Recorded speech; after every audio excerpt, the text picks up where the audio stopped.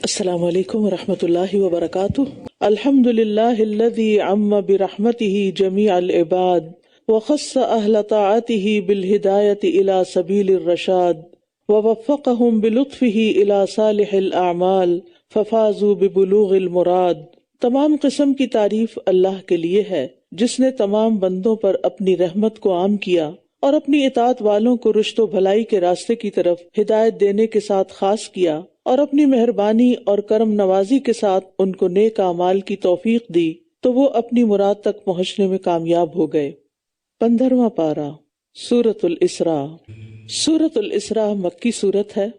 اسے سورۃ الاسراء اس لیے کہتے ہیں کہ اس میں نبی صلی اللہ علیہ وسلم کے رات کو مسجد اقصی کی طرف لے جانے کا واقعہ بیان ہوا ہے۔ صحیح بخاری میں ہے، رسول اللہ صلی اللہ علیہ وسلم نے فرمایا، سورۃ کہف، سورۃ مریم اور بنی اسرائیل یہ عتاق اول میں سے ہیں اور میرے تلاد میں سے ہیں۔ تلاد قدیم مال کو کہتے ہیں، یعنی ابتدائی دور کی نازل ہونے والی سورتوں میں سے ہیں جو مکہ میں اول نازل ہوئیں۔ رسول اللہ صلی اللہ علیہ وسلم ہر رات کو بنی اسرائیل اور سورۃ زمر کی تلاوت فرمایا کرتے تھے۔ اس کا دوسرا نام سورۃ بنی اسرائیل بھی ہے۔ سبحان الذی اسریٰ بعبدہ لیلا من المسجد الحرام الی المسجد الاقصی الذی بارکنا حولہ لنریہ من آیاتنا انہ هو السمیع البصیر۔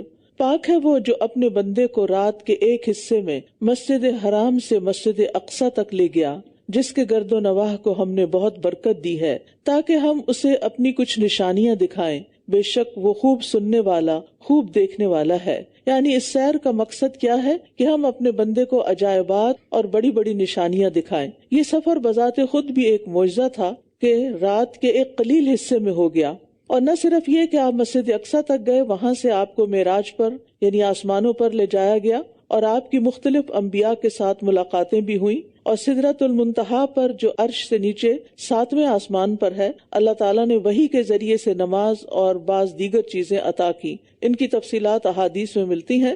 یہ سیر بیداری کی حالت میں ہوئی اور یہ کوئی روحانی مشاہدہ نہیں تھا یا کوئی خواب نہیں تھا، بلکہ عینی مشاہدہ تھا، آپ نے اپنی آنکھوں سے دیکھا تھا۔ سیر کے 2 حصے تھے۔ پہلا حصہ اسراء کہلاتا ہے جو مکہ سے مسجد اقصی تک تھا، اور دوسرا مسجد اقصی سے 7ویں آسمان تک، جسے معراج کہا جاتا ہے۔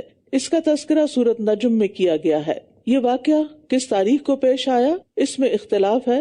بعض کہتے ہیں کہ ربیع الاول کی 17 کو یا 27 کو، اور بعض رجب کی 27 تاریخ کو بتلاتے ہیں، لیکن اصل بات اللہ ہی کو معلوم ہے۔ وَآتَيْنَا مُوسَى الْكِتَابَ وَجَعَلْنَاهُ هُدًى لِبَنِي إِسْرَائِيلَ أَلَّا تَتَّخِذُوا مِن دُونِي وَكِيلًا۔ اور ہم نے موسیٰ کو کتاب دی اور اسے بنی اسرائیل کے لیے ہدایت کا ذریعہ بنایا کہ تم میرے سوا کسی کو کارساز نہ بنانا۔ نبی صلی اللہ علیہ وسلم کے ذکر کے ساتھ موسیٰ علیہ السلام کا ذکر کیا گیا کہ جس طرح نبی صلی اللہ علیہ وسلم کو اسراء کا شرف عطا کیا گیا، اسی طرح اللہ تعالیٰ نے موسیٰ علیہ السلام کو تورات سے نوازا۔ عموماً قرآن مجید میں نبی صلی اللہ علیہ وسلم کے ذکر کے ساتھ موسیٰ علیہ السلام اور بنی اسرائیل کا ذکر آتا ہے تاکہ رسول اللہ صلی اللہ علیہ وسلم کو دعوت میں جو مشکلات پیش آ رہی ہیں اس میں آپ موسیٰ علیہ السلام کے حالات سے رہنمائی حاصل کریں۔ ذریۃ من حملنا مع نوح انہ کان عبدا شکورا۔ اے ان لوگوں کی اولاد جنہیں ہم نے نوح کے ساتھ سوار کیا، بے شک وہ بہت شکر گزار بندہ تھا۔ یعنی نوح علیہ السلام کی خاص تعریف کی جا رہی ہے کہ وہ شکر گزار بندے تھے۔ وَقَضَيْنَا إِلَى بَنِي إِسْرَائِيلَ فِي الْكِتَابِ، اور ہم نے بنی اسرائیل کو کتاب میں فیصلہ سنا دیا تھا کہ تم زمین میں 2 بار ضرور فساد برپا کرو گے اور تم بہت بڑی سرکشی کرو گے۔ اللہ سبحانہ تعالیٰ کو چونکہ آنے والے تمام حالات کا علم ہے، اس کا علم بندوں کی طرح محدود نہیں کہ اسے صرف گزشتہ باتوں کا علم ہو، وہ حال، ماضی، مستقبل ہر حال کو جانتا ہے۔ اور پھر یہ کہ اللہ سبحانہ تعالیٰ نے تقدیر لکھی، قلم کو حکم دیا اور اس نے وہ سب کچھ لکھ دیا جو اللہ سبحانہ تعالیٰ نے اس کو لکھنے کے لیے کہا۔ تو اس تقدیر کے مطابق انسان کو کچھ اختیار دے کر آزمایا گیا ہے کہ وہ اپنے اختیارات کو کیسے استعمال کرتا ہے۔ اور پھر یہ کہ اللہ تعالیٰ نے اگر کتاب میں لکھ دیا تو اس کا یہ مطلب نہیں کہ اللہ تعالیٰ نے ان پر کوئی ظلم کیا کہ وہ ایسا کریں، یا اللہ تعالیٰ کا حکم تھا ان کو کرنے کا، یعنی وہ ان کے اختیار کا حصہ ہے۔ اور اللہ تعالیٰ نے یہاں اپنے علم کے مطابق بنی اسرائیل کے فساد کا بھی ذکر کیا کہ تم زمین میں 2 بار فساد کرو گے اور بہت بڑی سرکشی کرو گے، اور یہ اللہ تعالیٰ نے قرآن مجید میں ہمیں بھی بتا دیا۔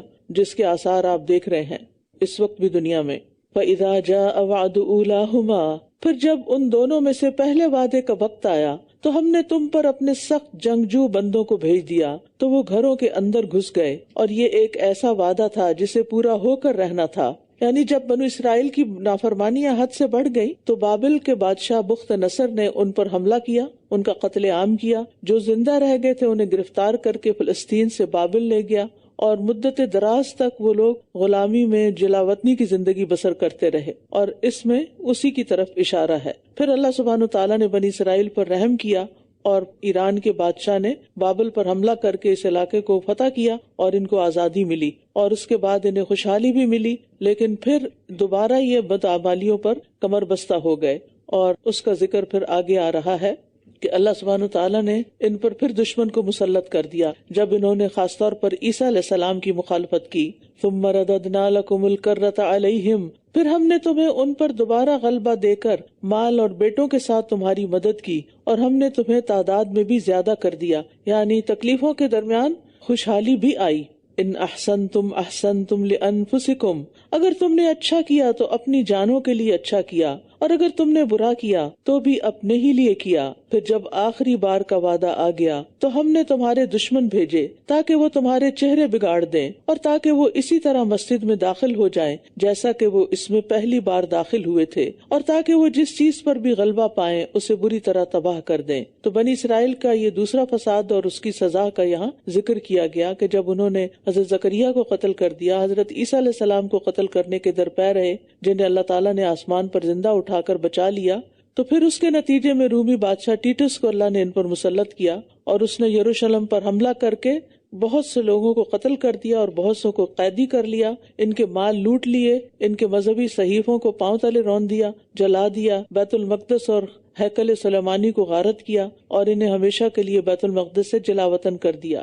اور یہ 70 عیسوی کا واقعہ بتایا جاتا ہے. عسى ربكم ان يرحمكم وان عدتم عدنا وجعلنا جہنم للكافرین حصیرا، امید ہے کہ تمہارا رب تم پر رحم فرما دے، اور اگر تم پھر بگاڑ کی طرف لوٹے تو ہم بھی سزا دینے کے لیے لوٹیں گے، اور ہم نے جہنم کو کافروں کے لیے قید خانہ بنایا ہے.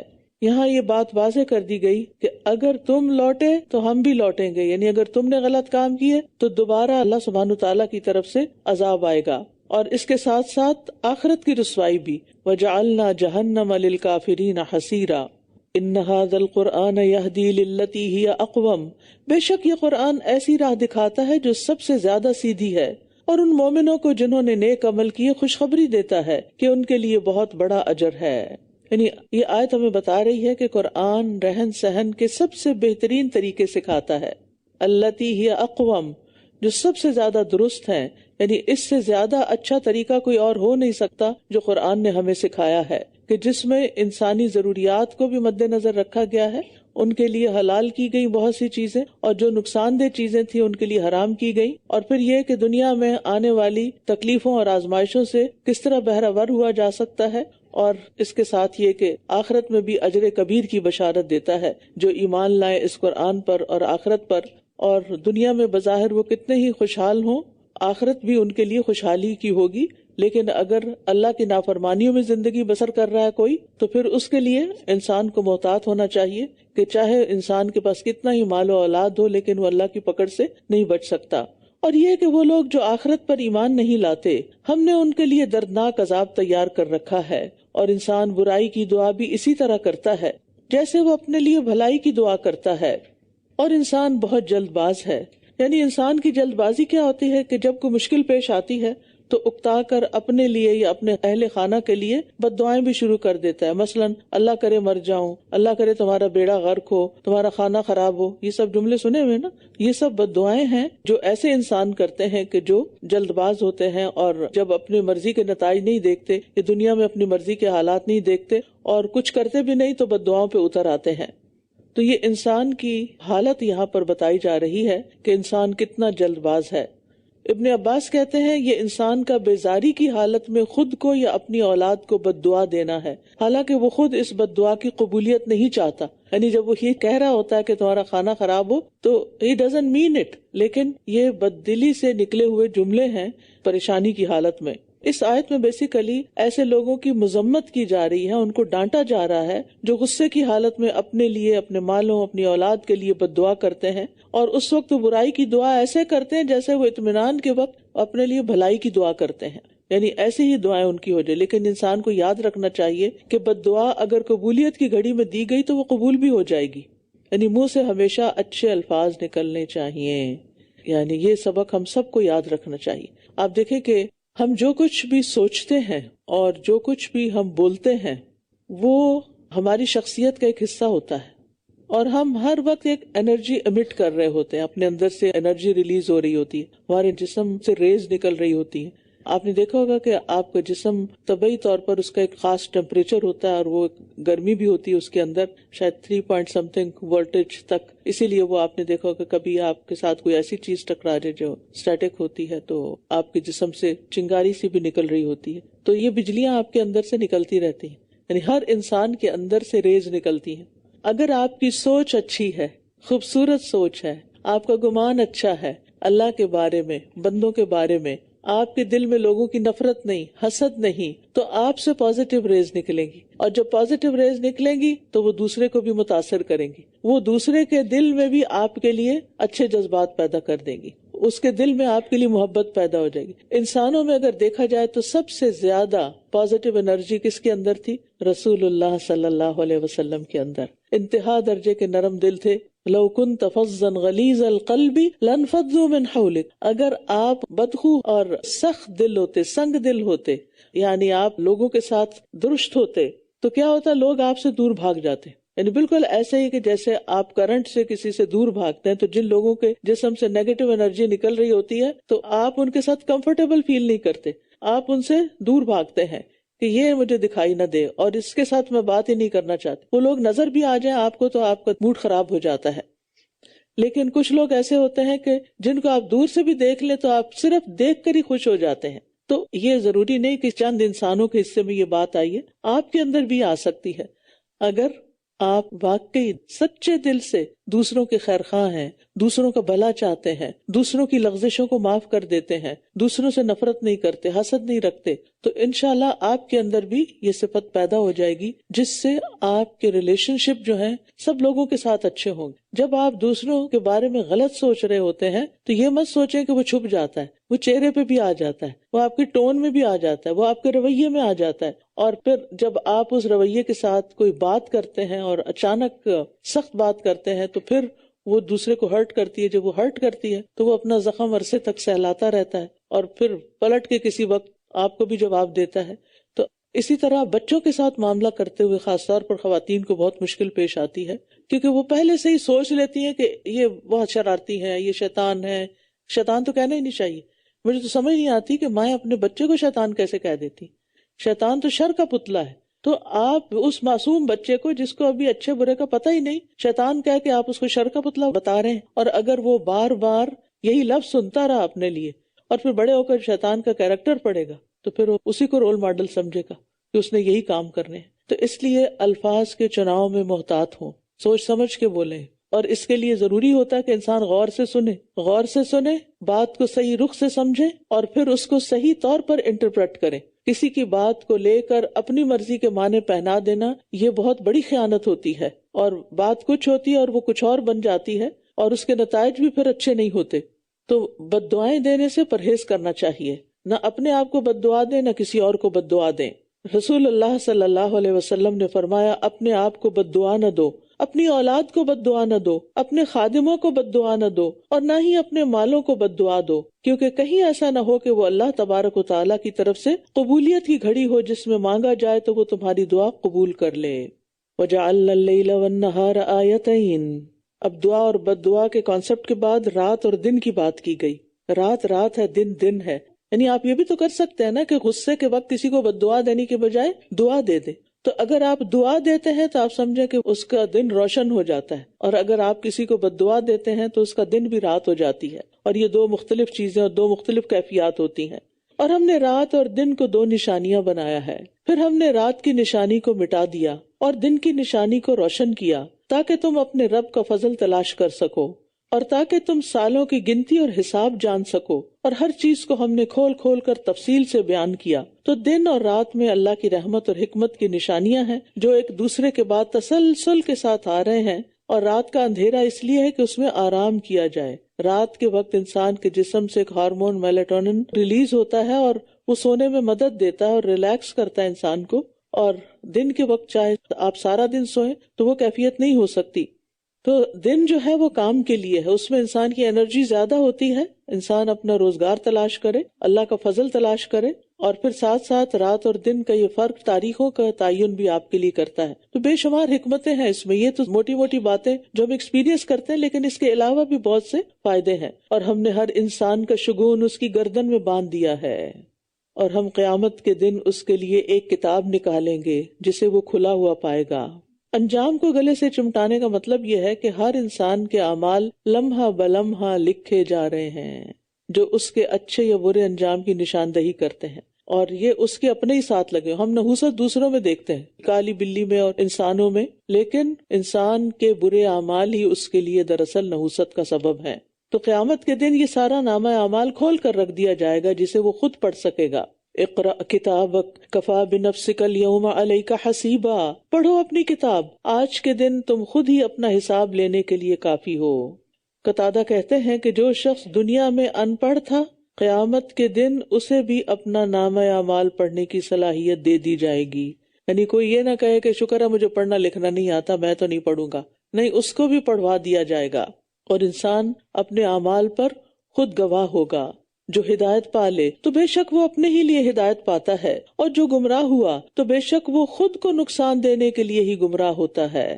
اور کوئی بوجھ اٹھانے والا کسی دوسرے کا بوجھ نہ اٹھائے گا، اور ہم کسی کو عذاب دینے والے نہیں جب تک کہ ہم کوئی رسول نہ بھیج دیں۔ اور جب ہم کسی بستی کو ہلاک کرنے کا ارادہ کر لیتے ہیں تو اس کے خوشحال لوگوں کو حکم دیتے ہیں، پھر وہ اس میں نافرمانی کرنے لگتے ہیں تو اس پر عذاب کی بات ثابت ہو جاتی ہے، پھر ہم اس کو پوری طرح تباہ کر دیتے ہیں۔ یعنی قوموں کی ہلاکت کب شروع ہوتی ہے؟ جب ان کا خوشحال طبقہ، ان کی ایلیٹ اللہ کے حکموں کی نافرمانی شروع کر دیتی ہے، اور پھر ان بڑوں کو دیکھ کر دوسرے لوگ ان کو کاپی کرنے لگتے ہیں، اور یوں اس قوم میں اللہ کی نافرمانی عام ہو جاتی ہے، جس کے بعد وہ عذاب کی مستحق ہو جاتی ہے۔ اور نوح کے بعد ہم نے کتنی ہی بستیاں ہلاک کر دیں، اور کافی ہے آپ کا رب اپنے بندوں کے گناہوں کی خوب خبر رکھنے والا، خوب دیکھنے والا۔ یعنی سب بستیوں کا تو ہمیں علم ہی نہیں، لیکن اللہ کو پکا پتا ہے، پورا پتا ہے کہ کون کس حال میں مرا، کیا کرتے ہوئے دنیا سے گیا، اور اس کے مطابق ہی اس کا آخرت کا انجام ہوگا۔ من کان یرید العاجلۃ عجلنا لہ فیہا ما نشاء لمن نرید، جو کوئی جلدی ملنے والی دنیا چاہتا ہے تو ہم جس کے لیے جتنا چاہتے ہیں اسے اس میں جلد دے دیتے ہیں، پھر ہم اس کے لیے جہنم کو ٹھکانہ بنا دیتے ہیں جس میں وہ جلے گا، بہت مذمت کیا ہوا، رحمت سے دور کیا ہوا۔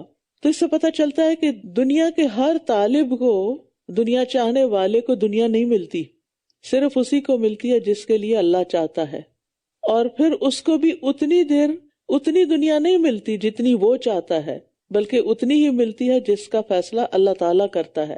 لیکن اگر وہ اپنی نیکیوں کے بدلے میں صرف دنیا چاہ رہا ہے اور آخرت کا سودا نہیں کر رہا تو نتیجہ کیا ہوگا؟ جہنم کا دائمی عذاب اور اس کی رسوائی۔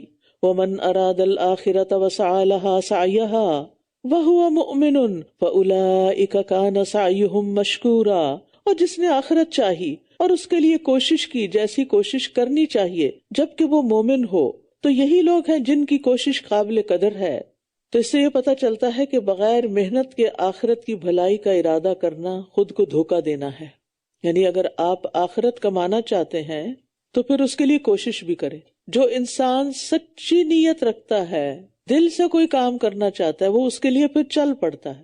یعنی اگر آپ کا ارادہ ہے پکا کہ عمرہ کرنا ہے تو پھر آپ بیٹھے تھوڑی رہیں گے کہ وہ ایک دن چھت سے ٹکٹ گرے گا اور پھر اگلے دن ویزا گرے گا اور پھر اگلے دن مجھے کوئی اٹھا کے وہاں پہنچا دے گا۔ ایسے نہیں ہوتا۔ پھر انسان کیا کرتا ہے؟ ہاتھ پاؤں مارتا ہے، معلومات لیتا ہے، اور پھر اس کے لیے عملی کوششیں کرتا ہے، اور پھر وہ اپنی منزل تک پہنچتا ہے۔ تو آخرت بھی ایسے ہی ہے۔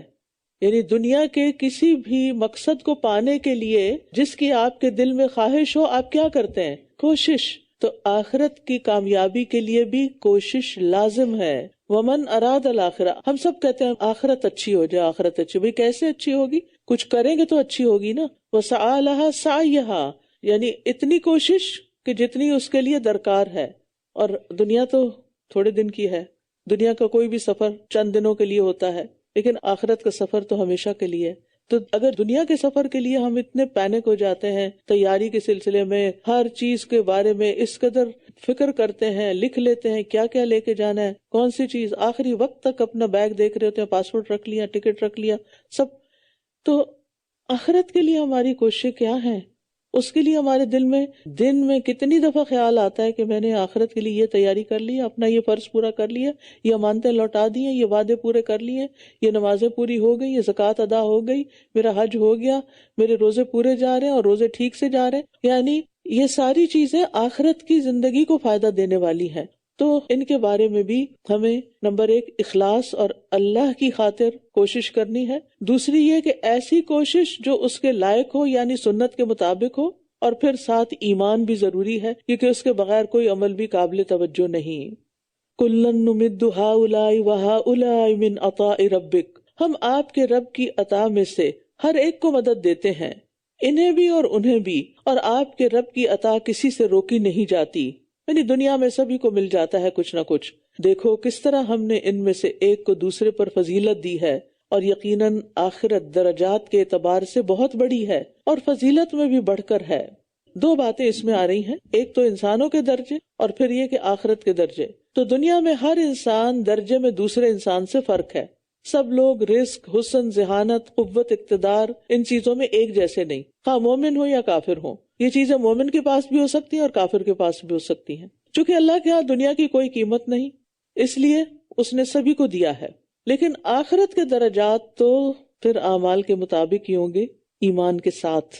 رسول اللہ صلی اللہ علیہ وسلم نے فرمایا، اہل جنت اپنے اوپر بالا خانے والوں کو اس طرح دیکھیں گے، یعنی جو ان سے اوپر کے درجات میں لوگ ہوں گے، جس طرح مشرق و مغرب میں دور کسی چمکدار ستارے کو دیکھتے ہیں. باہمی درجات کی کمی بیشی کی وجہ سے لوگوں نے کہا، اے اللہ کے رسول، یہ تو انبیاء کی منازل ہوں گی جو اتنی بلند ہوں گی جہاں کوئی دوسرا نہیں پہنچ سکتا. فرمائے کیوں نہیں، اس ذات کی قسم جس کے ہاتھ میں میری جان ہے، یہ وہ مرد ہوں گے جو اللہ پر ایمان لائے اور انہوں نے رسولوں کی تصدیق کی. رجال آمنوا باللہ وصدقوا المرسلین، ان کے درجات بھی بہت بلند اور بہت اونچے ہوں گے. لا تجعل مع اللہ الہا آخر، تم اللہ کے ساتھ کوئی دوسرا معبود نہ بناؤ ورنہ تم مذمت زدہ بے یار و مددگار بیٹھ رہو گے. وقضى ربک الا تعبدوا الا ایاہ، اور آپ کے رب نے فیصلہ کر دیا ہے کہ تم اس کے سوا کسی کی عبادت نہ کرنا اور والدین کے ساتھ احسان کرنا. اگر کبھی تمہارے پاس ان دونوں میں سے ایک یا وہ دونوں بڑھاپے کی عمر کو پہنچے تو تم انہیں اف تک نہ کہنا اور نہ انہیں جھڑکنا، اور ان دونوں سے احترام والی بات کہنا. یہاں قضا کہہ کے اللہ سبحانہ وتعالیٰ نے حتمی فیصلہ کر دیا، قطعی فیصلہ کر دیا جس کو بدلا نہیں جا سکتا. یعنی ان احکامات میں کوئی تبدیلی نہیں ہو سکتی، یہ کرنے ہی کرنے ہوں گے. ان میں سب سے پہلے اللہ کے سوا کسی کی عبادت نہیں کرنی، صرف اللہ ہی کی عبادت کرنی ہے. اور اس میں دل، زبان، جسم کے ہر حصے کا فعل جو صحیح طریقے پر ہو وہ عبادت شمار ہوتا ہے. اسی طرح قیام، سجدہ، رکوع، قربانی، پوری زندگی ایسی عاجزی سے گزرے کہ جو اللہ کو پسند آ جائے. اور والدین کے ساتھ احسان، یعنی بہت نیکی، اور جیسے بھی والدین ہوں، والدین ہیں، ان کے ساتھ نیکی لازم ہے. بوڑھے ہوں یا جوان، ہر حال میں ان کا ادب کرنا فرض ہے. ان سے نرمی سے بات کرنی چاہیے، خاص طور پر بڑھاپے میں جب مزاج میں چڑچڑا پن پیدا ہو جاتا ہے. بعض اوقات تو ہوش حواس ٹھکانے میں نہیں رہتے، تو اس لیے بڑھاپے کا الگ طور پر ذکر کیا گیا. اور بڑھاپے میں والدین کو ستانے والا جنت سے محروم کر دیا جائے گا. آپ صلی اللہ علیہ وسلم نے فرمایا، جس نے اپنے دونوں والدین یا ان میں سے ایک کو بڑھاپے میں پایا پھر وہ ان کی خدمت کر کے جنت میں داخل نہ ہوا، اس کی ناک خاک آلود ہو، یعنی تباہ و برباد ہو وہ شخص.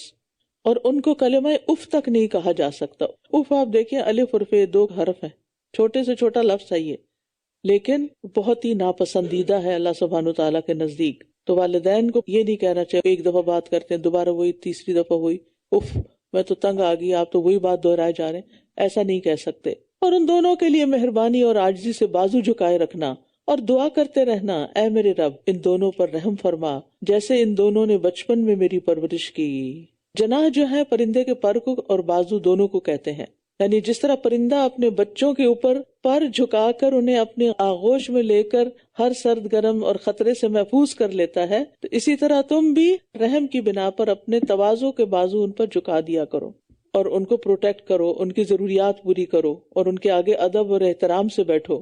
اور پھر یہ ہے کہ یہ دعا تو لازم ہے کرنا، وَقُلْ رَبِّ ارْحَمْهُمَا كَمَا رَبَّيَانِي صَغِيرًا، ہر روز یہ دعا کرنی چاہیے۔ آپ اپنی سنت یا نفل کی سجدوں میں بھی کر سکتے ہیں، کوئی وقت مقرر اپنے لیے کر لیجئے تاکہ مس نہ ہو، ورنہ ہم سوچتے ہی رہ جاتے ہیں اور دعائیں پڑھتے جاتے ہیں مگر بھول جاتے ہیں۔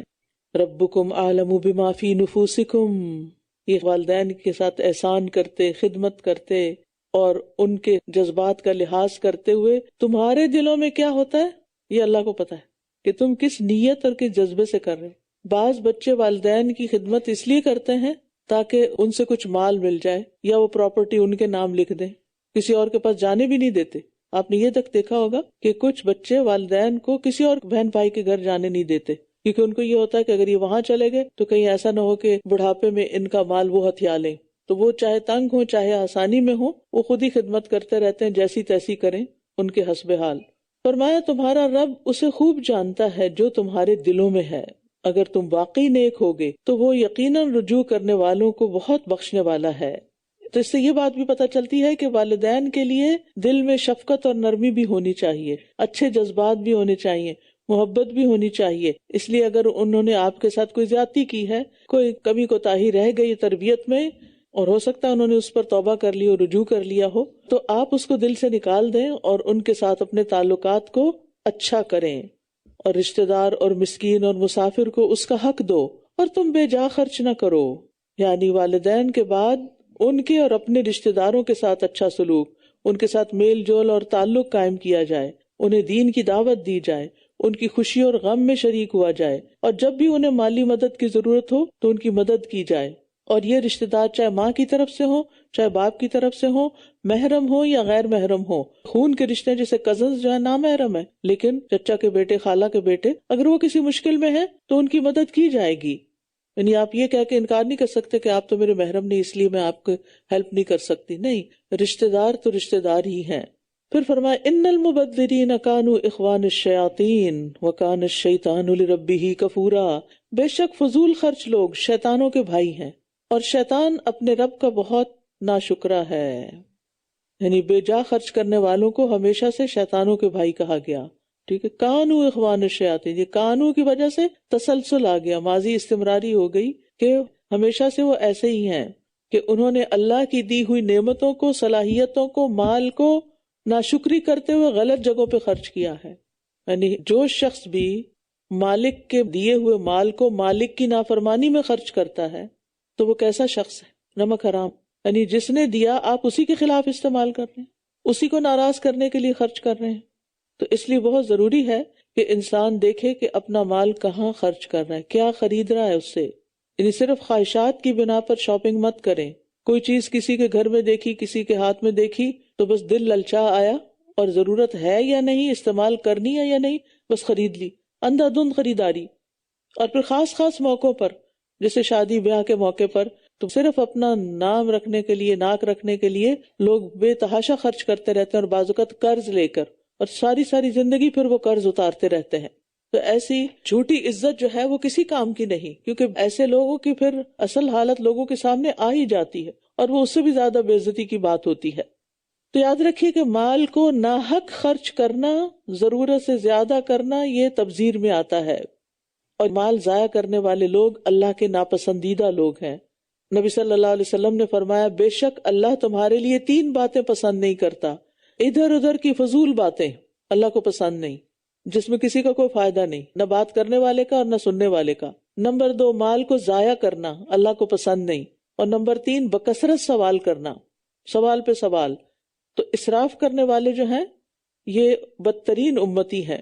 نبی صلی اللہ علیہ وسلم نے فرمایا عنقریب میری امت میں ایسے لوگ ہوں گے جو طرح طرح کے کھانے کھائیں گے، کبھی کسی ریسٹورانٹ کا ٹیسٹ کر رہے ہیں، کبھی کسی کو ٹرائی کر رہے ہیں، کبھی کہیں، اور رنگ برنگے مشروب پیئیں گے، کلر ڈرنکس، یہ بھی اس دور کی پیداوار ہے۔ طرح طرح کے کپڑے پہنیں گے، ہر برانڈ کو ٹرائی کریں گے، اور گفتگو میں بے احتیاطی کریں گے، بات کرتے ہوئے کسی کے بارے میں، اپنے بارے میں کوئی پرواہ نہیں کریں گے کہ کیا کہہ رہے ہیں۔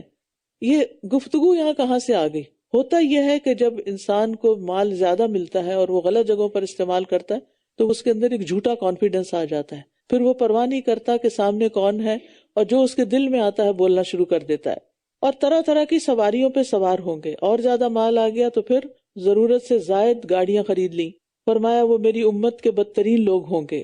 وَإِمَّا تُعْرِضَنَّ عَنْهُمُ ابْتِغَاءَ رَحْمَةٍ مِّن رَّبِّكَ تَرْجُوهَا فَقُل لَّهُمْ قَوْلًا مَّيْسُورًا، اور اگر تم اپنے رب کی متوقع رحمت کے انتظار میں ان لوگوں سے اعراض کرنا چاہو تو ان سے نرمی اور آسانی والی بات کرو، یعنی مالی استطاعت نہیں، کسی غریب رشتہ دار کو نہیں دے سکتے، معذرت کرنا پڑے تو نرمی اور عمدگی کے ساتھ کرو، پیار محبت کے لہجے میں، نہ کہ بد اخلاقی کے ساتھ، یعنی بے عزتی کر کے ان کو گھر سے مت نکالو۔ اور نہ تو تم اپنے ہاتھ کو اپنی گردن سے بندھا ہوا رکھو اور نہ ہی تم اسے پوری طرح پھیلا دو، ورنہ تم ملامت زدہ، حسرت زدہ ہو کر بیٹھ رہو گے۔ یہاں انفاق کا ادب بتایا جا رہا ہے کہ خرچ کرنا ہے تو کیسے کرنا ہے، نہ تو بخل کریں اور نہ ضرورت سے زیادہ خرچ کریں، نہ فضول خرچی ہو اور نہ ہی بے دریغ خرچ کرنا ہو، بلکہ درمیان میں، ورنہ محصور ہو جاؤ گے۔ محصور اس جانور کو کہتے ہیں جو چل چل کر تھک چکا ہو، چلنے سے عاجز ہو، یعنی فضول خرچی کرنے والا بھی ایک دن مزید اس کے پاس خرچ کرنے کے لیے کچھ نہیں رہے گا۔ تو بخل سے بھی روکا گیا اور فضول خرچی سے بھی روکا گیا ہے۔ بے شک آپ کا رب جس کے لیے چاہتا ہے رزق کو کشادہ کر دیتا ہے اور تنگ کر دیتا ہے، بے شک وہ اپنے بندوں کی پوری خبر رکھنے والا، خوب دیکھنے والا ہے۔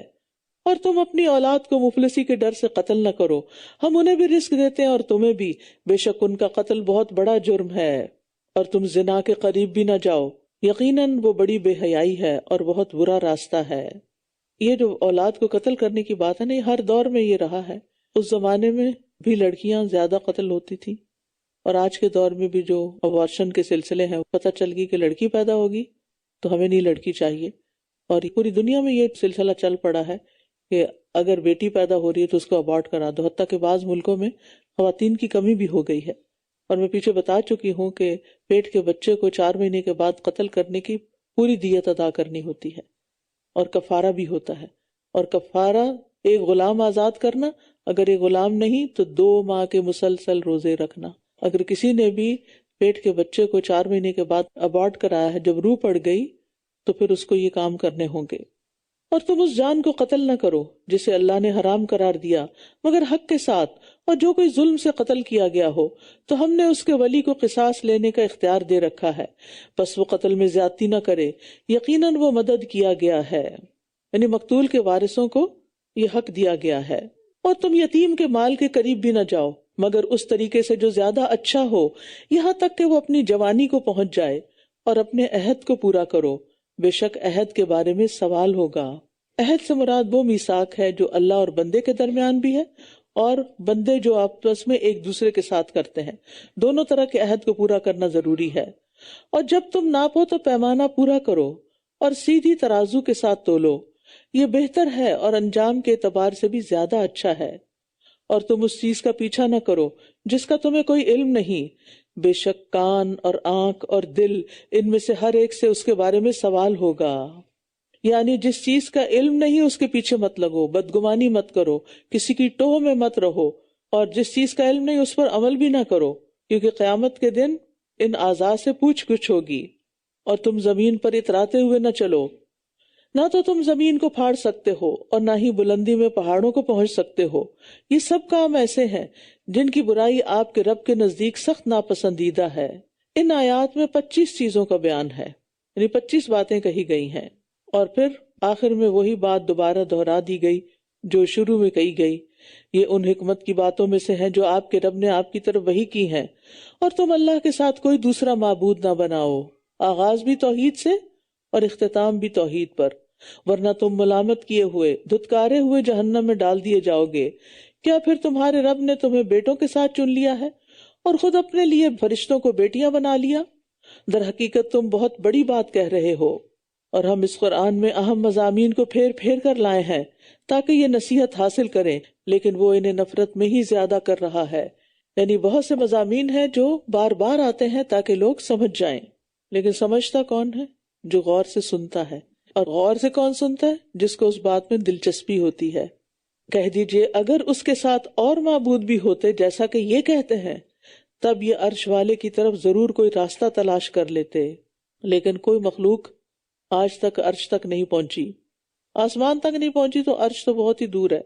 وہ پاک ہے اور بہت بلند اس سے جو یہ کہتے ہیں، بہت ہی بلند. یعنی مشرکین جو اللہ کے ساتھ کوئی معبود بناتے ہیں یا فرشتوں کو اللہ کی بیٹیاں کہتے ہیں، اللہ تعالیٰ ان سب باتوں سے بہت ابو ہے، بلند ہے، عالی ہے. تسبح لہ السماوات السبع، ساتوں آسمان اور زمین اور جو بھی ان میں ہیں اسی کی تسبیح کر رہے ہیں. آپ غور کیجئے، آپ واک کرنے کو جائیے اور ہر درخت اور ٹہنی اور پتے کو دیکھتے ہوئے سوچئے یہ سب تسبیح میں مشغول ہیں. تسبح لہ السماوات السبع والارض ومن فیہن، اور کوئی بھی چیز ایسی نہیں جو اس کی حمد کے ساتھ تسبیح نہ کر رہی ہو، لیکن تم ان کی تسبیح کو نہیں سمجھتے. بے شک وہ بہت حلم والا، بہت بخشنے والا ہے. اور جب آپ قرآن پڑھتے ہیں تو ہم آپ کے اور ان لوگوں کے درمیان جو آخرت پر ایمان نہیں رکھتے ایک مخفی پردہ ڈال دیتے ہیں. یہ کس لیے؟ آپ کی حفاظت کے لیے، نبی صلی اللہ علیہ وسلم کی. جیسے وہ ابو لہب کی بیوی آئی تھی نا بڑے جوش سے ہاتھ میں پتھر پکڑ کے اور کہہ رہی تھی مزممن ابینا و امرہ اسینا و دینہ قلینا، ہم مزمم کو نہیں مانتے، اس کے حکم کی اطاعت نہیں کرتے اور اس کے دین سے دشمنی رکھتے ہیں. تو رسول اللہ صلی اللہ علیہ وسلم خانہ کعبہ میں بیٹھے ہوئے تھے، ابو بکر رضی اللہ عنہ آپ کے ساتھ تھے. ابو بکر رضی اللہ عنہ نے کہا یا رسول اللہ یہ ایک عورت آ رہی ہے، مجھے خوف ہے کہ وہ آپ کو دیکھ لے گی. آپ نے فرمایا یہ مجھے ہرگز نہیں دیکھے گی، اور آپ نے اس سے بچنے کے لیے قرآن کی چند آیتیں پڑھی. ان میں سے ایک آیت یہ بھی تھی وَإِذَا قَرَأْتَ الْقُرْآنَ جَعَلْنَا بَيْنَكَ وَبَيْنَ الَّذِينَ لَا يُؤْمِنُونَ بِالْآخِرَةِ حِجَابًا مَسْتُورًا. اگر آپ کو خوف ہو کسی کی نظر سے بچنے کے لیے یا جنات کی نظر سے بچنے کے لیے، اگر آپ کے دل میں کوئی پریشانی ہو تو آپ اپنے لیے بھی پڑھ سکتے ہیں یہ، کیونکہ نبی صلی اللہ علیہ وسلم سے پڑھنا ثابت ہے یہ. اور ہم نے ان کے دلوں پر پردے ڈال دیے ہیں کہ یہ اسے سمجھ نہ سکیں، اور ان کے کانوں میں بوجھ ہے. اور جب آپ قرآن میں اپنے رب کا اکیلے اسی کا ذکر کرتے ہیں تو یہ نفرت سے اپنی پشتوں پر پھر جاتے ہیں، واپس پلٹ جاتے، سننا بھی نہیں چاہتے. ہم خوب جانتے ہیں اسے جو وہ غور سے سنتے ہیں جب یہ آپ کی طرف کان لگاتے ہیں، اور جب یہ سرگوشیاں کرتے ہیں، جب یہ ظالم لوگ کہتے ہیں کہ تم تو ایک سحر زدہ آدمی کی پیروی کر رہے ہو. یعنی ہم سب جانتے ہیں، لہٰذا یہ ہماری پکڑ سے بچ نہیں سکتے. دیکھیے انہوں نے آپ کے لیے کس طرح کی مثالیں بیان کی ہیں، بس یہ بھٹک گئے ہیں، لہٰذا یہ کسی راستے کی طرف جانے کی استطاعت نہیں رکھتے. یعنی جب وہ ایک بات پر قائم ہی نہیں تو کیسے وہ خود ہدایت پا سکتے ہیں؟ کیونکہ کبھی وہ کہتے ہیں آپ پر کسی نے جادو کر دیا ہے، کبھی کہتے ہیں شاعر ہیں، کبھی کہتے ہیں کاہن ہیں، کبھی مجنون ہیں. ان کی اپنی باتیں کنٹراڈکٹری ہیں، اور یہ سب کچھ اس لیے کہتے ہیں کہ دوسروں کو ہدایت سے روک سکیں. وَقَالُوا أَإِذَا كُنَّا عِظَامًا وَرُفَاتًا أَإِنَّا لَمَبْعُوثُونَ خَلْقًا جَدِيدًا، اور انہوں نے کہا جب ہم ہڈیاں اور چورا چورا ہو جائیں گے تو کیا ہم واقعی نئے سرے سے پیدا کر کے دوبارہ اٹھائے جائیں گے؟ قُلْ كُونُوا حِجَارَةً أَوْ حَدِيدًا، آپ کہہ دیجئے خواہ تم پتھر بن جاؤ یا لوہا، یعنی تم جس مرضی مخلوق میں بدل جاؤ، اللہ تمہیں دوبارہ زندہ کرنے پر پوری طرح قادر ہے.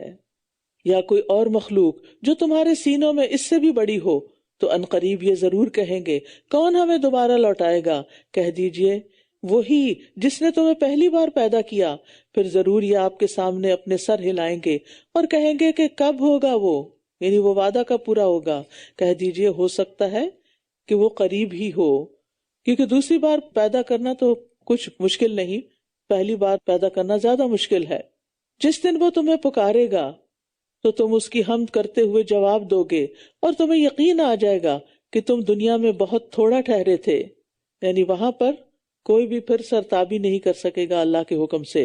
وَقُلْ لِعِبَادِي يَقُولُوا الَّتِي هِيَ أَحْسَنُ إِنَّ الشَّيْطَانَ يَنزَغُ بَيْنَهُمْ إِنَّ الشَّيْطَانَ كَانَ لِلْإِنسَانِ عَدُوًّا مُبِينًا، اور میرے بندوں سے کہہ دیجئے کہ وہ ایسی بات کہا کریں جو سب سے اچھی ہو، بے شک شیطان ان کے درمیان فساد ڈلواتا ہے، در حقیقت شیطان انسان کا کھلا دشمن ہے. سورۃ بقرہ میں اللہ تعالیٰ نے بنی اسرائیل سے جو عہد دیے تھے ان میں حکم دیا تھا وَقُولُوا لِلنَّاسِ حُسْنًا، لوگوں کے لیے اچھی بات کہو.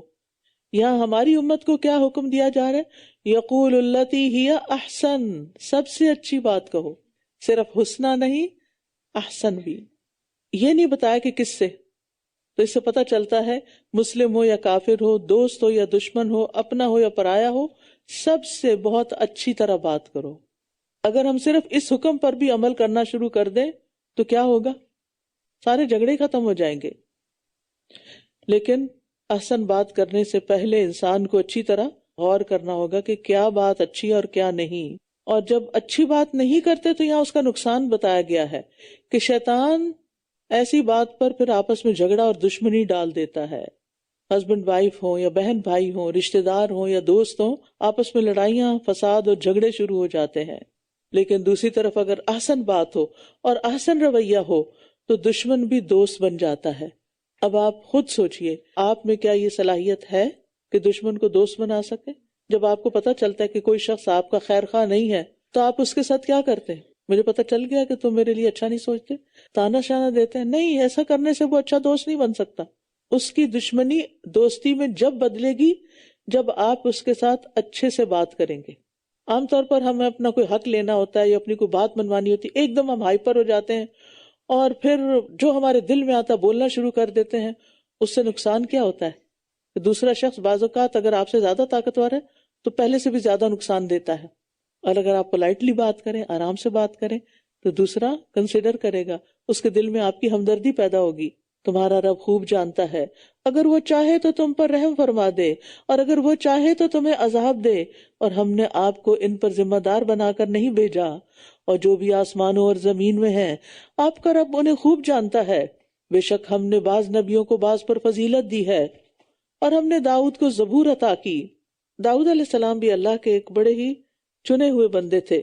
کہہ دیجئے جنہیں تم اس کے سوا معبود سمجھتے ہو انہیں پکار دیکھو، نہ تو وہ تم سے تکلیف دور کرنے کے مالک ہیں اور نہ ہی وہ اس کو بدل سکتے ہیں. جنہیں یہ لوگ پکارتے ہیں وہ تو خود اپنے رب کی طرف وسیلہ تلاش کرتے ہیں کہ ان میں سے کون اللہ کے زیادہ قریب ہو جائے، اور وہ اس کی رحمت کی امید رکھتے ہیں اور اس کے عذاب سے ڈرتے ہیں. بے شک آپ کے رب کا عذاب ڈرنے کی چیز ہے. یعنی یہ مشرکین جن ہستیوں کے ذریعے اللہ کا قرب چاہتے ہیں، ان کو وسیلہ بنانا چاہتے ہیں، وہ سب تو خود اللہ کی رحمت کے امیدوار ہیں.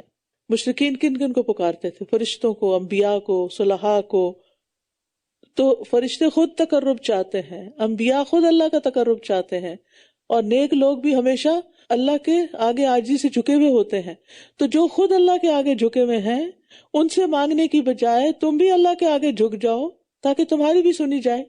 یعنی ان سے مانگنے کا کیا فائدہ؟ ان سے مانگنے کا فائدہ نہیں، کیونکہ وہ تو خود مانگ رہے ہیں. اور کوئی بستی ایسی نہیں جسے ہم قیامت سے پہلے پہلے ہلاک نہ کر دیں یا اسے سخت عذاب میں مبتلا نہ کر دیں. یہ بات کتاب میں لکھی ہوئی ہے. یعنی ظالم بستیوں کے معاملے میں اللہ کی سنت یہی ہے. اور ہمیں نشانیاں بھیجنے سے کسی اور چیز نے نہیں روکا سوائے اس کے کہ پہلے لوگوں نے انہیں جھٹلا دیا تھا، اور ہم نے سمود کو اونٹنی واضح نشانی کے طور پر دی تھی، مگر انہوں نے اس پر ظلم کیا. اور ہم تو ڈرانے کے لیے ہی نشانیاں بھیجتے ہیں.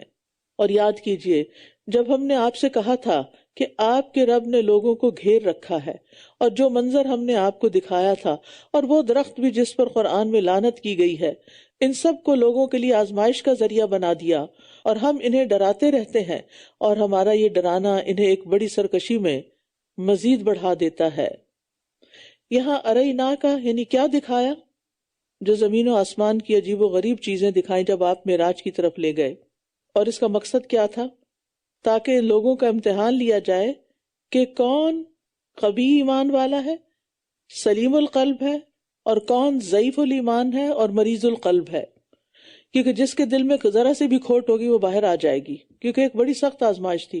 آپ صلی اللہ علیہ وسلم کو یہ کہنا کہ میں آج رات 7 آسمانوں کی سیر کر کے آیا ہوں، تو عقل میں تو یہ بات نہیں آتی. اس لیے یہاں پر یہ بتایا گیا کہ کچھ لوگ آزمائش میں کامیاب ہو گئے اور کچھ ناکام ہوئے. اور آج بھی بہت سے لوگوں کو اس پر شک رہتا ہے. اصل میں یہ سارے شکوک و شبہات اس لیے پیدا ہوتے ہیں کہ ہمیں اللہ کی طاقت کا اندازہ ہی نہیں کہ اللہ تعالیٰ کیا کچھ کر سکتا ہے. اگر ایک فرشتے کے پر مارنے سے پوری بستی الٹا کے اوپر تک لے جائے گی اور اوپر سے پٹکائی گئی تو یہ اس کا بھیجا اور بنایا ہوا فرشتہ ہے، تو اس کے اندر اتنی قوت اللہ نے ڈال دی ہے، تو خود پر اللہ تعالیٰ کے اندر کتنی قوت ہوگی. اور جب ہم نے فرشتوں سے کہا آدم کو سجدہ کرو تو ان سب نے سجدہ کیا سوائے ابلیس کے. اس نے کہا کیا میں اس کو سجدہ کروں جسے تو نے مٹی سے پیدا کیا؟ کہنے لگا کیا تو نے دیکھا جسے تو نے مجھ پر عزت دی ہے؟ یقیناً اگر تو نے مجھے قیامت کے دن تک مہلت دے دی تو میں اس کی اولاد کو ضرور قابو کر لوں گا سوائے چند ایک کے۔ احتنکننا، احتناک کہتے ہیں جیسے گھوڑے وغیرہ کو جبڑوں میں لگام دے کے قابو کیا جاتا ہے ایسے۔ اور شیطان جو ہے اولاد آدم کا پیدا ہوتے ہی دشمن بن جاتا ہے، اور اس نے خاص طور پر بچوں کو فوکس کیا ہوا ہے تاکہ وہ بگڑ گئے تو پھر کام آسان ہوگا۔ فرمایا جا پھر ان میں سے جو کوئی تیری پیروی کرے گا تو بے شک تم سب کا بدلہ جہنم ہے جو پورا پورا بدلہ ہے، اور ان میں سے جس پر تیرا بس چلتا ہے اسے اپنی آواز سے بہکا لے، اور ان پر اپنے سوار اور پیادے چڑھا لا، اور مال اور اولاد میں ان کا شریک ہو جا، اور ان سے وعدے کر، اور شیطان تو ان سے محض دھوکے پر مبنی وعدے کرتا ہے۔ شیطان کی آواز کا یہاں ذکر ہوا ہے، اس سے مراد ہر وہ آواز ہے جو اللہ کی نافرمانی کو دعوت دے، جس میں ہر برے کام کی دعوت، گانا بجانا وغیرہ سب کچھ شامل ہے۔ اور آواز سے بہکانے کا دوسرا مطلب دل میں وسوسے ڈالنا ہے، جس کی وجہ سے انسان پھر گناہوں میں مبتلا ہو جاتا ہے۔ یہاں شیطان کی فوج کا بھی ذکر کیا گیا ہے، اس کی فوج میں سواروں کے دستے بھی ہوتے ہیں اور پیدل چلنے والے بھی، اور اس میں شریر، جنات اور انسان شامل ہیں۔ یہ سب مل کر انسانوں کو بہکانے میں شیطان کی مدد کرتے ہیں۔ اور پھر مال اور اولاد میں شیطان کی شراکت داری کس طرح ہے؟ کیونکہ وہ ان دونوں چیزوں کو غلط رستوں پر استعمال کرواتا ہے۔ ان عبادی لیس لک علیہم سلطان وکفی بربک وکیلا، بے شک میرے بندے ان پر تیرا کوئی زور نہیں، اور کافی ہے آپ کا رب کارساز۔ تمہارا رب تو وہ ہے جو تمہارے لیے سمندر میں کشتیوں کو چلاتا ہے تاکہ تم اس کا کچھ فضل تلاش کرو، بے شک وہ تم پر بڑا مہربان ہے۔ اور یہ فلک کا لفظ جو ہے بڑی کشتی یعنی بحری جہاز وغیرہ کے لیے استعمال ہوتا ہے۔ اور اللہ کا انسانوں پر وسیع فضل ہے کہ زمین کا تقریباً 70% حصہ 70% سمندر ہے، سی ہے، اس میں انسان کے کھانے پینے اور استعمال کے لیے بے حساب رزق ہے۔ سمندر کے پانی میں ہزاروں ٹن وزنی جہاز چل رہے ہوتے ہیں، اور صرف ہوا کے ذریعے سے اور پانی کے ذریعے سے وہ سینکڑوں میل کا سفر کرتے ہیں۔ تو اس سے پتہ چلتا ہے کہ انسان کو نعمتیں استعمال کرنے کے ساتھ ساتھ ان کے پیچھے جو محنتیں ہیں ان کا بھی لحاظ کرے۔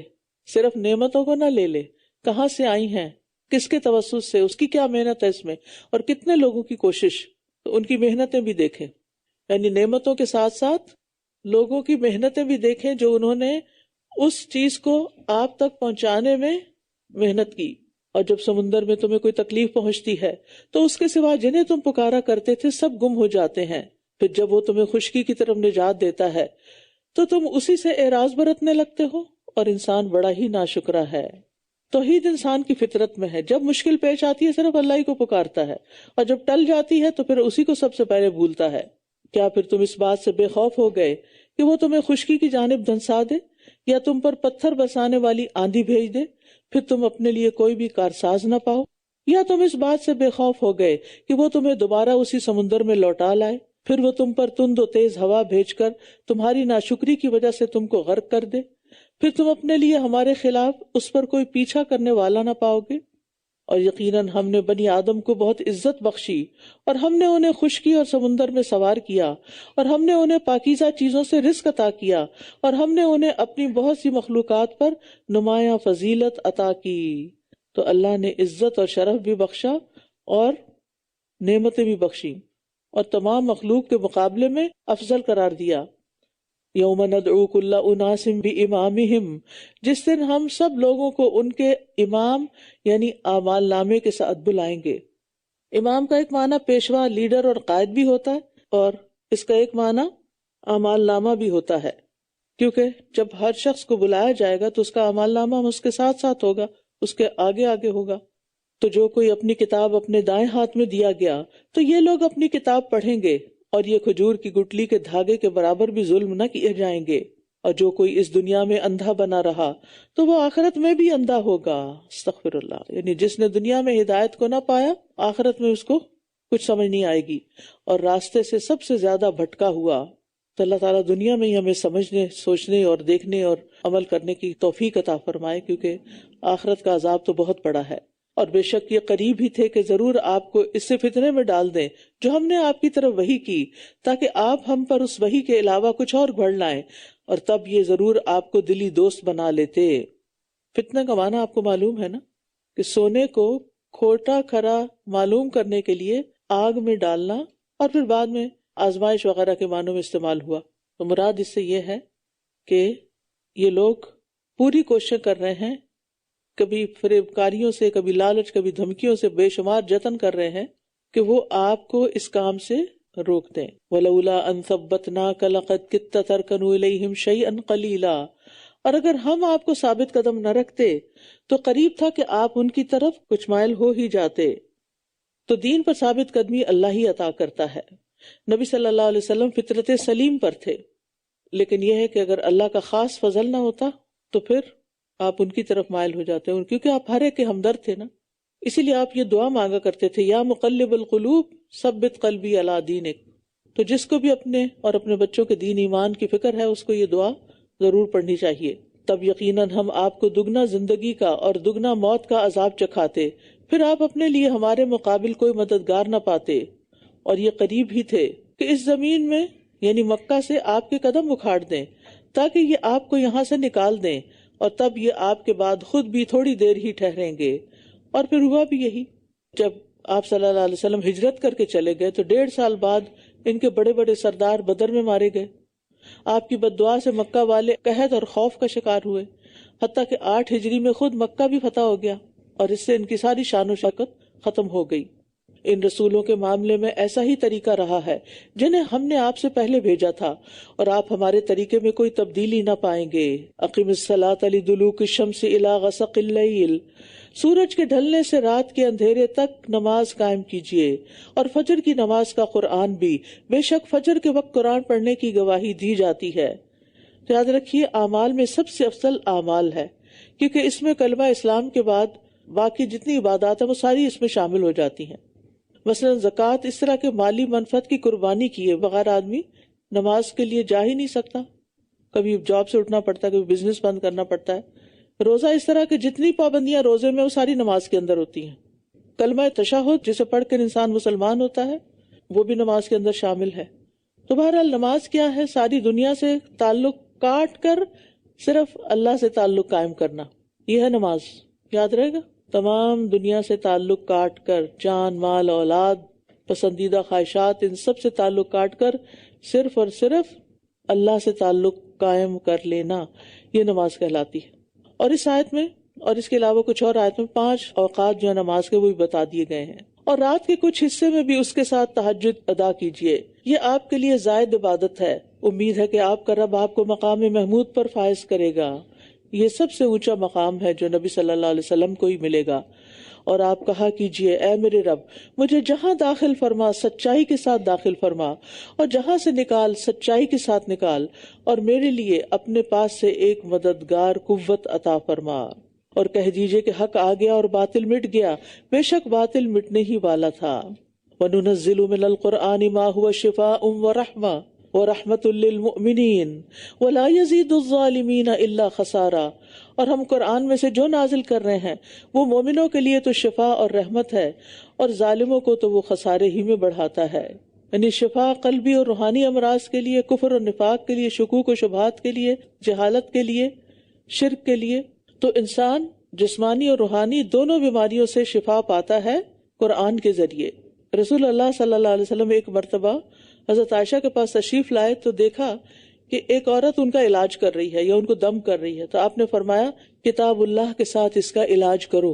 یہ بات کافی ہونی چاہیے بطور دلیل کہ قرآن کے کسی حصے سے بھی علاج کیا جا سکتا ہے، کوئی وظیفہ بتایا جا سکتا ہے۔ یعنی بیمار شخص کو اللہ تعالیٰ کا وعدہ ہے کہ قرآن کے ذریعے شفا دے گا، جو مفہوم نکل رہا ہے۔ اور جب ہم انسان پر انعام کرتے ہیں تو وہ اعراض برتتا ہے اور اپنا پہلو بچاتا ہے، اور جب اسے کوئی تکلیف پہنچتی ہے تو وہ بہت مایوس ہو جاتا ہے۔ یہ ہے انسان کا حال، نعمتیں ملی تو نظریں نہیں ملاتا، اور تکلیف آئی تو بس پھر مایوس گر پڑتا ہے وہیں۔ ایسے ہی جیسے کوئی کھلاڑی ریس میں دوڑ رہے ہوتے ہیں نا، تو آپ نے دیکھا ہوگا کہ جب وہ اینڈ پہ پہنچتے ہیں چاہے وہ مقابلہ جیت جائیں، پھر اس کے بعد کیا ہوتے ہیں، وہیں گر پڑتے ہیں اور تیز تیز سانس لیتے ہیں کیونکہ ایگزاسٹ ہو چکے ہیں۔ کچھ انسان تکلیفوں اور آزمائشوں میں اتنے ایگزاسٹ ہوتے ہیں کہ مایوس ہو جاتے ہیں، اور پھر ہر چیز سے دل اٹھ جاتا ہے ان کا، کوئی کام کاج نہیں کرتے، تو اس میں محتاط ہونے کی ضرورت ہے. کبھی بھی تھوڑی دیر کے لیے یا زیادہ دیر کے لیے یا مستقل طور پر اگر آپ کو ڈپریشن کا پرابلم ہے، انگزائٹی ہونے لگتی ہے یا کوئی ایسی گھبراہٹ طاری ہو جاتی ہے، تو اپنی ساری دن بھر کی روٹین پہ غور کریں، اپنے سونے جاگنے کے اوقات کو دیکھیں، کیونکہ اس کے پیچھے بہت سے فیکٹرز ہوتے ہیں. اور اگر آپ کی روٹین درست نہیں تو آپ کے ساتھ یہ ضرور ہوگا. جیسے ابھی ہم نے پڑھا نا، رات اللہ نے آرام کے لیے بنائی، اور آپ راتوں کو جاگ رہے ہیں سوتے ہی نہیں ہیں، تو اس کا امپیکٹ کہیں تو آنا ہے. جب انسان جوان ہوتا ہے تو کچھ چیزیں سہ جاتا ہے، لیکن جو ہی ذرا سا بڑھاپے کی طرف قدم ہی رکھتا ہے تو زندگی میں بہت مشکل ہو جاتی ہے. تو مایوسی کا علاج پھر کیا ہے؟ اگر کوئی آپ کو بتائے مجھے بہت ڈپریشن ہو رہا ہے، انگزائٹی ہو رہی ہے، فلاں ہو رہا ہے، آپ اس سے ایک تو روٹین پوچھیں اور دوسرا اس سے پوچھیں کہ آپ کی زندگی میں تفریح کتنی ہے. آپ واک پہ جاتے ہیں، آپ کوئی کھیل کھیلتے ہیں، آپ لوگوں سے ملتے جلتے ہیں، یہ سارا وقت آپ ہیں اور اندھیرا کمرہ اور ٹیلی فون کہ اس میں جائے پناہ ڈھونڈی ہوئی ہے جبکہ وہ جائے پناہ ہے نہیں. تو یہ چیزیں مایوسیوں اور ڈپریشنز کو بڑھاتی چلی جا رہی ہیں. آپ کہہ دیجئے کہ ہر ایک اپنے اپنے طریقے پر عمل کر رہا ہے، بس تمہارا رب خوب جانتا ہے کہ راستے کے اعتبار سے کون زیادہ ہدایت یافتہ ہے. شاکلہ وہ طریقہ جو کسی کا ہم شکل اور حسب حال ہو، یعنی ہر شخص اپنے طریقے پر عمل کرتا ہے جو ہدایت یا گمراہی میں سے اس کے مطابق اور حسب حال ہوتا ہے. کوئی نیک ہے، کوئی بد ہے، کوئی درمیانہ ہے، سب ایک طریقے پر نہیں. اور یہ لوگ آپ سے روح کے بارے میں سوال کرتے ہیں. آپ کہہ دیجئے روح میرے رب کے حکم سے ہے اور تمہیں بہت تھوڑا علم دیا گیا ہے، یعنی جو تمہیں وحی کے ذریعے علم ملا ہے وہ بھی بہت کم ہے، اور اللہ چاہے تو وہ بھی تم سے لے سکتا ہے. اور اگر ہم چاہیں تو جو وحی ہم نے آپ کی طرف بھیجی ہے ہم اسے واپس لے لیں، پھر آپ اس کے لیے ہمارے مقابلے پر کوئی مددگار نہ پائیں گے سوائے آپ کے رب کی رحمت کے، بے شک آپ پر اس کا فضل بہت بڑا ہے. کہہ دیجئے اگر تمام انسان اور جن اس پر جمع ہو جائیں کہ وہ اس قرآن کی مانند کچھ لے آئیں تو وہ اس جیسا نہ لا سکیں گے، اگرچہ وہ ایک دوسرے کے مددگار بھی بن جائیں. اور بلا شبہ ہم نے اس قرآن میں انسانوں کے لیے ہر قسم کی مثالیں پھیر پھیر کر بیان کی ہیں، مگر اکثر لوگوں نے کفر کے سوا ہر چیز کا انکار ہی کیا، اور یہ کہتے ہیں کہ ہم ہرگز آپ پر ایمان نہیں لائیں گے یہاں تک کہ آپ ہمارے لیے زمین سے ایک چشمہ نہ جاری کر دیں، یا آپ کے لیے کھجوروں اور انگور کا ایک باغ ہو، پھر آپ اس کے درمیان سے خوب نہریں جاری کر دیں، یا آپ آسمان کو ٹکڑے ٹکڑے کر کے ہم پر گرا دیں جیسا کہ آپ دعویٰ کرتے ہیں، یا آپ اللہ اور فرشتوں کو سامنے لے آئیں. سوچئے کیسے کیسے مطالبے. یا آپ کے لیے سونے کا ایک گھر ہو، یا آپ آسمان میں چڑھ جائیں. لا حول ولا قوت الا باللہ. اور ہم آپ کے چڑھنے کو بھی ہرگز نہیں مانیں گے، چڑھ بھی جائیں پھر بھی نہیں مانیں گے، یہاں تک کہ آپ ہم پر ایک کتاب اتار کے لائیں جسے ہم خود پڑھا کریں. کہہ دیجئے پاک ہے میرا رب، میں تو بس ایک بشر ہی ہوں جسے رسول بنایا گیا ہے. ساری باتوں کے جواب میں ایک بات کہ میں یہ کام نہیں کروں گا کیونکہ مجھے تو ایک بشر رسول بنایا گیا ہے، میں تو اللہ کے حکم کا تابع ہوں، میں اس کے اذن کے بغیر کچھ بھی نہیں کر سکتا. اور جب بھی لوگوں کے پاس ہدایت آئی تو انہیں ایمان لانے سے اسی بات نے روکا کہ وہ کہنے لگے کیا اللہ نے ایک انسان کو رسول بنا کر بھیجا ہے. آج مسلمانوں بھی ایسے لوگ ہیں جو نبی صلی اللہ علیہ وسلم کو انسان نہیں مانتے.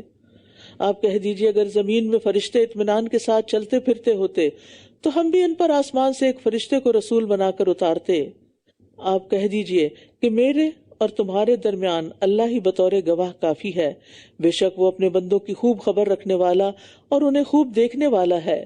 اور جسے اللہ ہدایت دے تو وہی ہدایت یافتہ ہے، اور جنہیں وہ بھٹکا دے تو آپ ان کے لیے اس کے سوا ہرگز کوئی مددگار نہ پائیں گے. اور قیامت کے دن ہم انہیں ان کے چہروں کے بل اندھا اور گونگا اور بہرا بنا کر اکٹھا کریں گے. ان کا ٹھکانہ جہنم ہوگا. جب کبھی جہنم کی آگ دھیمی ہونے لگے گی تو ہم ان پر آگ کو اور زیادہ بھڑکا دیں گے. اللہ ہم سب کو بچا لے اس آگ سے. یہ ہے ان کا بدلہ کیونکہ انہوں نے ہماری آیات کا انکار کیا اور کہنے لگے کیا جب ہم ہڈیاں اور چورا چورا ہو جائیں گے تو کیا واقعی ہم نئے سرے سے پیدا کر کے دوبارہ اٹھائے جائیں گے. کیا انہوں نے غور نہیں کیا کہ وہ اللہ جس نے آسمانوں اور زمین کو پیدا کیا وہ اس پر قادر ہے کہ ان جیسے پیدا کر دے، اور اس نے ان کے لیے ایک وقت مقرر کر رکھا ہے جس میں کوئی شک نہیں، پھر بھی ظالموں نے سوائے کفر کے انکار ہی کیا ہے. آپ کہہ دیجئے اگر میرے رب کی رحمت کے خزانوں کے مالک تم ہوتے تب تم خرچ ہونے کے ڈر سے ضرور روک رکھتے. اور انسان بڑا تھوڑ دلا ہے، یعنی تھوڑے دل والا ہے. یعنی اس بخل کا نتیجہ ہے کہ تمہیں اللہ تعالیٰ کا بھی کسی کو نعمت عطا کرنا برداشت نہیں ہوتا. اتنا چھوٹا دل ہے تمہارا. تمہیں یہ برداشت ہی نہیں ہو رہا کہ محمد صلی اللہ علیہ وسلم کو اللہ نے نبی کیوں بنا دیا. اسی لیے تم ان کی نبوت پر حسد اور بخل کرتے ہو. اور یہ دونوں ہی بہت قبیح صفات ہیں جو کسی کے اندر ہوں. اور یقیناً ہم نے موسیٰ کو 9 واضح نشانیاں دی. تو آپ بنی اسرائیل سے پوچھ لیجئے. جب وہ ان کے پاس آیا تو فرعون نے اس سے کہا، اے موسیٰ، بے شک میں تو تمہیں سحر زدہ سمجھتا ہوں کہ تم پر کسی نے جادو کر دیا ہے. اس نے کہا، تم خوب جانتے ہو کہ انہیں آسمانوں اور زمین کے رب نے واضح نشانیاں بنا کر اتارا ہے. اور اے فرعون، بے شک میں تو تجھے ہلاکت زدہ سمجھتا ہوں، یعنی تیری تباہی کے دن قریب آ گئے ہیں اب. تو اس نے ارادہ کر لیا کہ انہیں اس زمین سے اکھاڑ دے. تو ہم نے اسے اور جو اس کے ساتھ تھے سب کو غرق کر دیا. یعنی فرعون کیا چالیں چل رہا تھا اور اللہ نے اس کے خلاف کیا تدبیر کی. جس سے پتہ چلتا ہے کہ حق ہی ہمیشہ غالب آتا ہے. اور اس کے بعد ہم نے بنی اسرائیل سے کہا کہ تم اس زمین میں رہو بسو، پھر جب آخرت کا وعدہ آئے گا تو ہم تم سب کو اکٹھا کر کے لے آئیں گے. الارض سے مراد یہاں ارض شام ہے، فلسطین. اور پتہ یوں چلتا ہے کہ آخر کار بنی اسرائیل کی حکومت فلسطین اور شام کے بعد مصر پر بھی قائم ہو گئی تھی اس وقت. کذالک وأورثناھا بنی اسرائیل. اور یہ سب فتوحات موسیٰ علیہ السلام کی زندگی میں نہیں ہوئی تھی. اور ہم نے اس قرآن کو حق ہی کے ساتھ نازل کیا ہے اور وہ حق ہی لے کر اترا ہے. اور ہم نے آپ کو خوشخبری دینے والا اور خبردار کرنے والا بنا کر بھیجا ہے.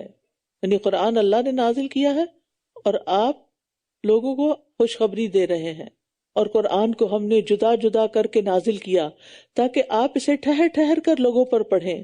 اور ہم نے اسے تھوڑا تھوڑا کر کے نازل کیا ہے تاکہ لوگوں کے سمجھنے میں اور عمل میں آسانی ہو. کہہ دیجئے تم اس پر ایمان لاؤ یا نہ لاؤ، بے شک وہ لوگ جو اس سے پہلے علم دیے گئے ان پر جب یہ قرآن پڑھا جاتا ہے تو وہ ٹھوڑیوں کے بل سجدہ کرتے ہوئے گر پڑتے ہیں. یعنی اہل کتاب میں سے بھی بعض ایمان لانے والے تھے. اور وہ کہتے ہیں، پاک ہے ہمارا رب، بے شک ہمارے رب کا وعدہ ضرور پورا ہو کر رہنے والا ہے. اور وہ روتے ہوئے ٹھوڑیوں کے بل گر جاتے ہیں. اور یہ قرآن انہیں خشوع میں اور بڑھا دیتا ہے. سوچئے کتنی دفعہ آپ قرآن پڑھ کر روئیں اور رو کر جھک گئیں آگے اللہ کے، یا سجدے میں جا گریں. یہ کیفیات کبھی ہوئی یا نہیں ہوئی؟ اگر نہیں ہوئی تو سمجھے کہ دل سخت ہے اور قرآن میں مزید وقت لگانے اور اس پر غور و فکر کرنے کی ضرورت ہے. اور وہ روتے ہوئے ٹھوڑیوں کے بل گر جاتے ہیں اور یہ قرآن انہیں خشوع میں اور بڑھا دیتا ہے.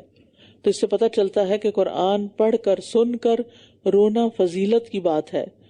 اور حدیث میں آتا ہے عرش کا سایہ حاصل کرنے والے 7 خوش بخت لوگوں میں ایک وہ بھی ہے جس نے ذکر اللہ خالیا ففاضت عیناہ، جس نے خلوت میں اکیلے میں اللہ کو یاد کیا تو اس کی آنکھیں بہہ پڑی، رونے لگ گیا. آپ کہہ دیجئے اللہ کو پکارو یا رحمان کہہ کر پکارو. جس نام سے بھی تم اسے پکارو گے تو اسی کے ہیں اچھے اچھے نام. اور آپ اپنی نماز میں آواز نہ تو بلند کیجئے اور نہ ہی اس کو پست رکھیے، بلکہ اس کے درمیان کا راستہ اختیار کیجئے. اور آپ کہہ دیجئے سب تعریفیں اللہ ہی کی ہیں جس نے نہ کوئی اولاد بنائی اور نہ ہی بادشاہت میں کوئی اس کا شریک ہے اور نہ ہی عاجزی کی وجہ سے کوئی اس کا مددگار ہے. اور آپ اس کی بڑائی بیان کیجئے، خوب بڑائی بیان کرنا. تو اللہ سبحانہ وتعالیٰ کی ہر خوبی پر تعریف ہونی چاہیے. جو بھی ہم محسوس کریں، دیکھیں، سبحان اللہ کہیں بغیر نہ گزریں. اور یہاں یہ بتا دیا گیا کہ اللہ تعالیٰ ہر محتاجگی سے پاک ہے اور اللہ تعالیٰ اکیلا بادشاہ ہے، اسے کسی مددگار کی ضرورت نہیں. سورۃ الکہف. بسم اللہ الرحمن الرحیم. الحمد للہ الذی انزل علی عبده الکتاب ولم یجعل له عوجا قیما لینذر بأسا شدیدا من لدنه ويبشر المؤمنين الذين يعملون الصالحات أن لهم أجرا حسنا. سورۃ الکہف نور دینے والی سورت ہے. نبی صلی اللہ علیہ وسلم نے فرمایا جس نے سورۃ الکہف کی تلاوت ایسے کی جیسے وہ نازل ہوئی تو یہ اس کے لیے قیامت کے دن اس کی اقامت گاہ سے مکہ تک نور کا سبب بنے گی. اور جس نے اس سورت کی آخری 10 آیات پڑھی اور پھر دجال نکل آیا تو اسے کوئی نقصان نہیں پہنچ سکے گا. اور یہ سکینت نازل کرنے والی سورت ہے. الحمدللہ الذی انزل علی عبدہ الکتاب ولم یجعل لہ عوجا. سب تعریفیں اللہ ہی کے لیے ہیں جس نے اپنے بندے پر کتاب نازل کی اور اس میں کوئی ٹیڑھ نہیں رکھی. کتاب کے نازل کرنے پر اللہ کی حمد بیان ہو رہی ہے. اگرچہ اللہ تعالیٰ کے بے شمار انعامات اور نعمتیں ہیں، لیکن سب سے بڑی نعمت اس کا یہ کلام ہے جو اللہ نے ہمیں عطا کیا ہے، بالکل سیدھی، تاکہ وہ اس کی طرف سے سخت عذاب سے خبردار کرے اور ان مومنوں کو خوشخبری دے جو نیک عمل کرتے ہیں کہ ان کے لیے اچھا بدلہ ہے. یہ کتاب بالکل درست ہے، اس میں کوئی کجی نہیں، اور پچھلی کتابوں پر نگران ہے، مہیمن ہے، اور کتاب کے نازل ہونے کا مقصد بھی بتا دیا گیا. ماکثین فیہ ابدا، وہ اس میں ہمیشہ ہمیشہ رہنے والے ہیں. اور ان لوگوں کو خبردار کرے جنہوں نے کہا کہ اللہ نے کوئی اولاد بنا رکھی ہے، انہیں اس کا کوئی علم نہیں اور نہ ہی ان کے آباء و اجداد کو. بہت بڑی بات ہے جو ان کے منہوں سے نکلتی ہے، وہ محض جھوٹ کہتے ہیں. یعنی جو لوگ اللہ کی اولاد بتاتے ہیں ان کے پاس اس کی کوئی دلیل نہیں، بالکل جھوٹی بات کہتے ہیں. پھر شاید کہ آپ اس غم میں ان کے پیچھے اپنے آپ کو ہلاک کرنے والے ہیں اگر وہ اس کلام پر ایمان نہ لائے. یعنی لوگوں کے ایمان نہ لانے پر آپ صلی اللہ علیہ وسلم کو شدید صدمہ ہوتا تھا. آج ہمارے دلوں کا کیا حال ہے کہ اگر آپ کسی کو کوئی اچھی بات بتاتے ہیں اور وہ نہیں مانتا تو آپ کو غصہ آتا ہے یا افسوس ہوتا ہے، غم لگ جاتا ہے. ہمیں عام طور پہ غصہ آتا ہے، اریٹیشن ہوتی، کیوں نہیں مان رہے، بچے نہیں مانتے بات، کیوں نہیں مان رہے، اور پھر ڈانٹ ڈپٹ. ہمارے اندر وہ غم نہیں لگتا، وہ فکر نہیں لگتی کہ ان کا کیا بنے گا، اور پھر اسی لیے ہم دعا نہیں کرتے. جس کو غم لگ جاتا ہے نا کسی کے ہدایت سے دور ہونے کا، پھر وہ کوشش کے ساتھ ساتھ دعا ضرور کرتا ہے کہ اللہ اس کو ہدایت دے دے. اس زمین پر جو کچھ ہے ہم نے اسے اس زمین کے لیے زینت بنایا تاکہ ہم انہیں آزمائیں کہ ان میں سے کون عمل میں زیادہ اچھا ہے. یعنی دنیا کی رونقیں کس لیے؟ ایک امتحان ہے کہ دیکھا جائے کہ آخرت کو کون یاد رکھتا ہے اور اس کے لیے اچھے اچھے کام کون کرتا ہے. اور جو کچھ بھی اس پر ہے ہم ضرور اسے چٹیل میدان بنا دینے والے ہیں. یعنی قیامت کے دن زمین بالکل سفید میدے کی روٹی کی طرح ہو جائے گی، کسی چیز کا کوئی نشان باقی نہیں رہے گا، نہ درخت، نہ پہاڑ، نہ پتھر، کچھ بھی نہیں، نہ جانور، کوئی چیز نہیں. سفید روٹی جیسے میدے کی ہوتی ہے اور اس پر سارے لوگ صرف حساب کے لیے کھڑے ہوں گے. ام حسبت ان اصحاب الکہف والرقیم کانوا من آیاتنا عجبا، کیا آپ سمجھتے ہیں کہ غار اور قطبے والے ہماری عجیب نشانیوں میں سے تھے؟ جب ان نوجوانوں نے غار میں پناہ لی تو کہنے لگے ربنا آتنا من لدنک رحمتا وہیئ لنا من امرنا رشدا، اے ہمارے رب ہمیں اپنے پاس سے رحمت عطا فرما اور ہمارے لیے ہمارے معاملے میں رہنمائی مہیا فرما دے. مشکل حالات میں اللہ سے رحمت کا سوال کرنا چاہیے. اور یہاں پر آپ دیکھیے کہ یہ نوجوان ہیں جنہوں نے یہ بات کی ہے، اور جوانی کی جو عبادت ہوتی ہے وہ بڑی قابل قدر ہوتی ہے، اور قیامت کے دن جوانی کے بارے میں سوال بھی ہوگا. تو انہوں نے جب دیکھا کہ قوم کسی طور پر بھی شرک سے باز نہیں آتی تو انہوں نے قوم کو ہی چھوڑ دیا، ہجرت کر لی اور ایک غار کی طرف جا کے پناہ لی اور پھر اللہ سے دعا کی. تو اللہ تعالیٰ نے کیسے دعا قبول کی؟ تو ہم نے گنتی کے کئی سال غار میں ان کے کانوں پر پردہ ڈال دیا، یعنی ان کو سلا دیا، کیونکہ سوتے ہوئے انسان سن نہیں سکتا نا. پھر ہم نے انہیں اٹھایا تاکہ ہم معلوم کریں کہ دونوں گروہوں میں سے کون اس مدت کو ٹھیک شمار کرنے والا ہے. ہم آپ کے سامنے ان کی خبر حق کے ساتھ بیان کرتے ہیں. وہ چند نوجوان تھے جو اپنے رب پر ایمان لائے اور ہم نے انہیں ہدایت میں زیادہ کر دیا تھا. اور یہ عموماً ہوتا ہے کہ جوان بوڑھوں کی نسبت حق کو جلدی قبول کرتے ہیں، اور زدناہم ہدی یعنی ایمان کم اور زیادہ ہوتا رہتا ہے. اور ہم نے ان کے دلوں کو مضبوط کر دیا. جب وہ اٹھ کھڑے ہوئے تو کہنے لگے ہمارا رب آسمانوں اور زمین کا رب ہے، ہم اس کے سوا کسی اور کو ہرگز معبود نہیں پکاریں گے، اور اگر ہم ایسا کریں تو یقیناً ہم نے سخت ناانصافی کی بات کی. یہ ہماری قوم ہے جس نے اس کے سوا کئی دوسرے معبود بنا لیے ہیں. یہ ان پر کوئی واضح دلیل کیوں نہیں لاتے؟ بھلا اس سے بڑا ظالم کون ہوگا جو اللہ پر جھوٹ گھڑ لے. یعنی اللہ کی توحید کے ساتھ ساتھ قوم کے عمل کا بھی رد کر رہے ہیں یہ، کیونکہ توحید ثابت نہیں ہوتی جب تک کہ طاغوت کا انکار نہ کیا جائے. اور جب کہ تم ان لوگوں سے اور ان سے جن کی وہ اللہ کے سوا عبادت کر رہے تھے الگ ہو گئے ہو، تو اس غار میں پناہ لے لو، تمہارا رب تمہارے لیے اپنی رحمت پھیلا دے گا اور تمہارے لیے تمہارے کام میں سہولت مہیا کر دے گا۔ اور آپ سورج کو دیکھتے جب وہ طلوع ہوتا تو ان کے غار سے دائیں جانب کنارہ کر جاتا، اور جب غروب ہوتا تو ان کی بائیں جانب سے کترا جاتا، اور وہ اس غار کی کشادہ جگہ میں تھے۔ یہ اللہ کی نشانیوں میں سے ہے، جسے اللہ ہدایت دے تو وہی ہدایت پانے والا ہے، اور جسے وہ بھٹکا دے تو آپ ہرگز اس کے لیے کوئی رہنمائی کرنے والا دوست نہ پائیں گے۔ تو یہ غار کی کیفیت کیوں بتائی جا رہی ہے؟ اس لیے کہ اللہ نے کس طرح ان کی مدد کی، اپنی رحمت بھیجی کہ غار میں سورج کی روشنی داخل نہ ہوئی، ورنہ تو وہ سو نہ پاتے اور ان کے جسم بھی خراب ہو جاتے۔ اور آپ ان کو خیال کرتے کہ وہ جاگ رہے ہیں حالانکہ وہ سوئے ہوئے تھے، اور ہم ان کی کروٹیں دائیں جانب اور بائیں جانب بدلواتے رہتے تھے، اور ان کا کتا غار کی چوکٹ پر اپنے دونوں بازو پھیلائے ہوئے تھا۔ اگر آپ ان پر جھانکتے تو ضرور ان سے پیٹ پھیر کر بھاگ نکلتے، اور ضرور ان کے روب سے آپ میں دہشت بھر جاتی۔ یعنی وہ اس طرح سو رہے تھے کہ سوئے ہوئے لگ نہیں رہے تھے، اور کتا بھی دہلیز پر بیٹھا ہوا تھا۔ تو یاد رکھیے غار میں نہیں کتا ساتھ چلایا تھا اپنے، کتا دروازے سے باہر بیٹھا ہوا تھا دہلیز پہ۔ اور اسی طرح ہم نے انہیں اٹھا دیا کہ وہ آپس میں ایک دوسرے سے پوچھ گچھ کریں۔ ان میں سے ایک کہنے والے نے کہا، تم کتنا عرصہ ٹھہرے ہو؟ انہوں نے کہا، ہم ایک دن یا دن کا کچھ حصہ ٹھہرے ہوں گے۔ دوسرے کہنے لگے، تمہارا رب زیادہ جانتا ہے جتنا عرصہ تم ٹھہرے ہو، بس اپنے میں سے کسی کو اپنی چاندی کا سکہ دے کر شہر کی طرف بھیجو، بس وہ دیکھے کہ ان میں سے کون سا کھانا زیادہ پاکیزہ ہے، پھر وہ تمہارے پاس اس میں سے کچھ کھانا لے آئے، اور وہ احتیاط سے کام لے اور تمہارے بارے میں کسی کو بھی خبر نہ ہونے دے۔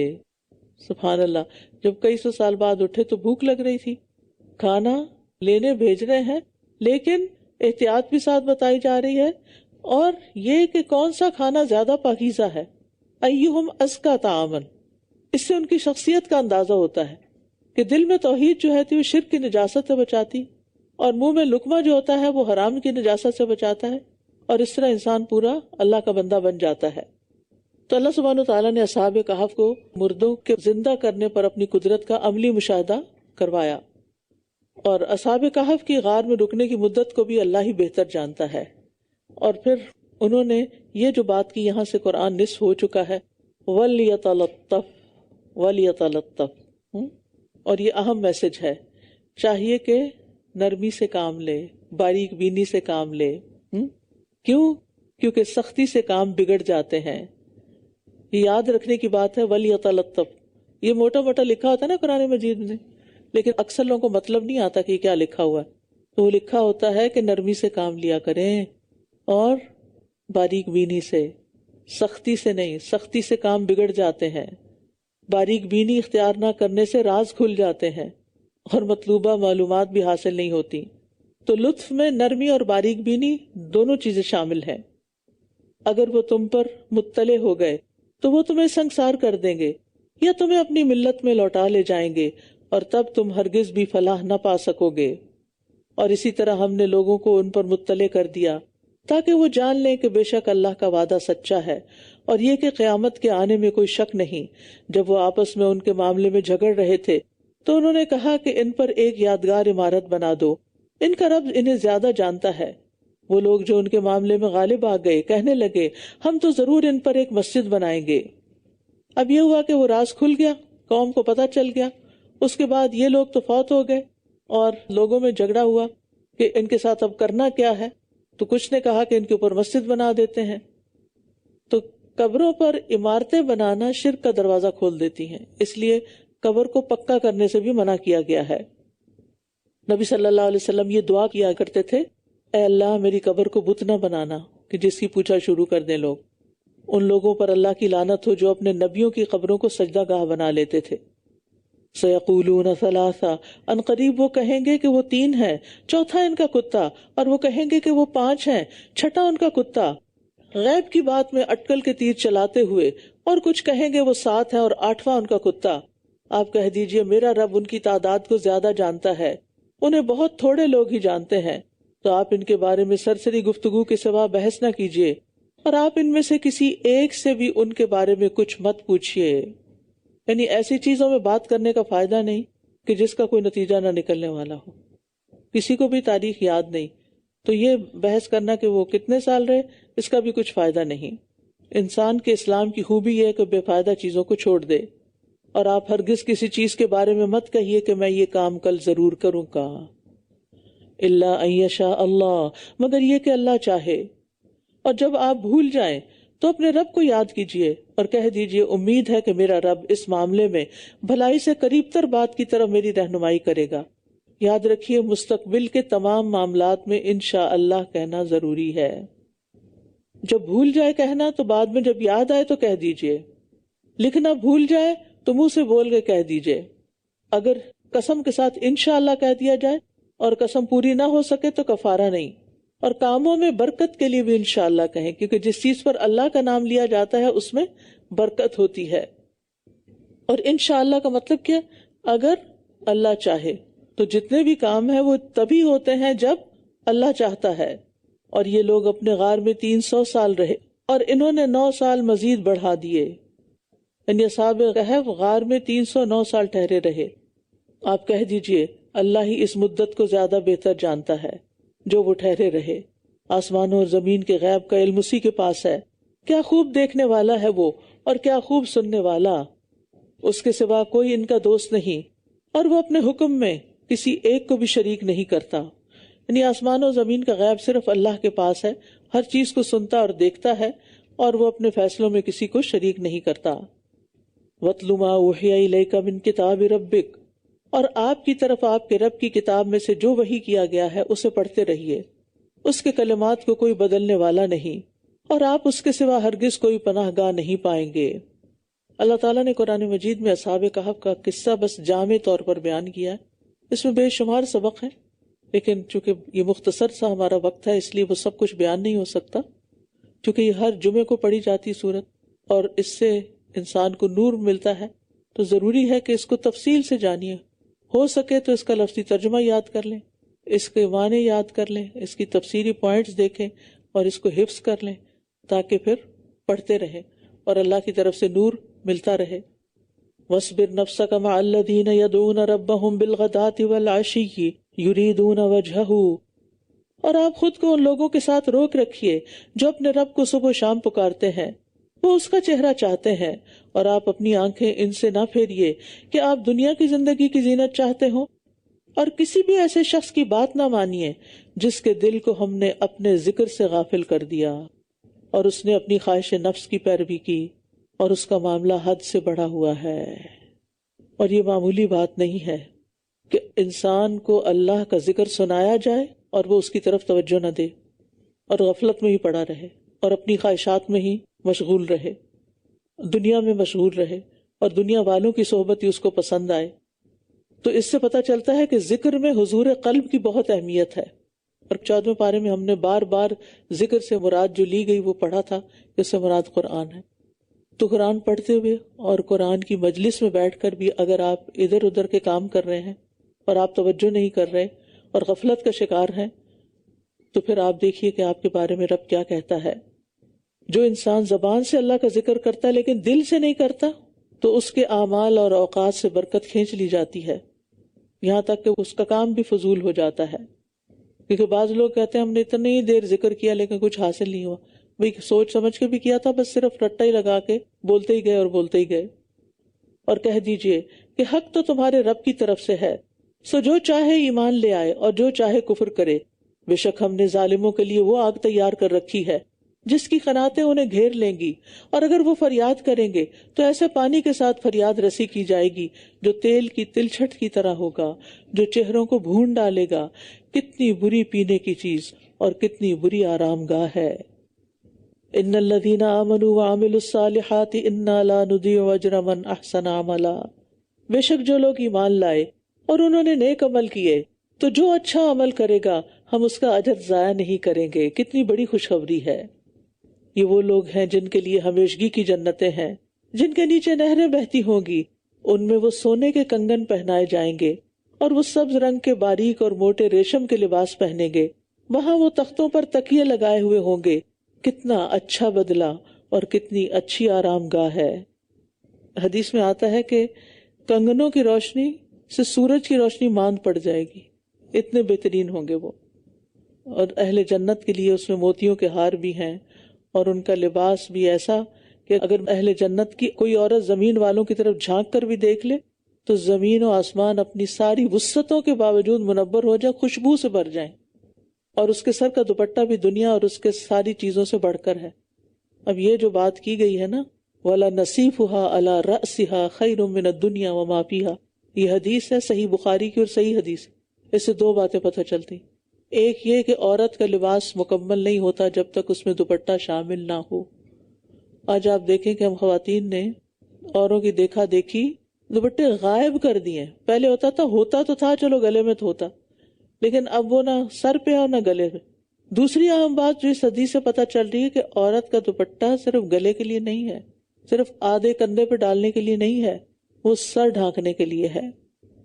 وَاضْرِبْ لَهُمْ مَثَلَ الرَّجُلَيْنِ جَعَلْنَا لِأَحَدِهِمَا جَنَّتَيْنِ مِنْ أَعْنَابٍ وَحَفَفْنَاهُمَا بِنَخْلٍ وَجَعَلْنَا بَيْنَهُمَا زَرْعًا.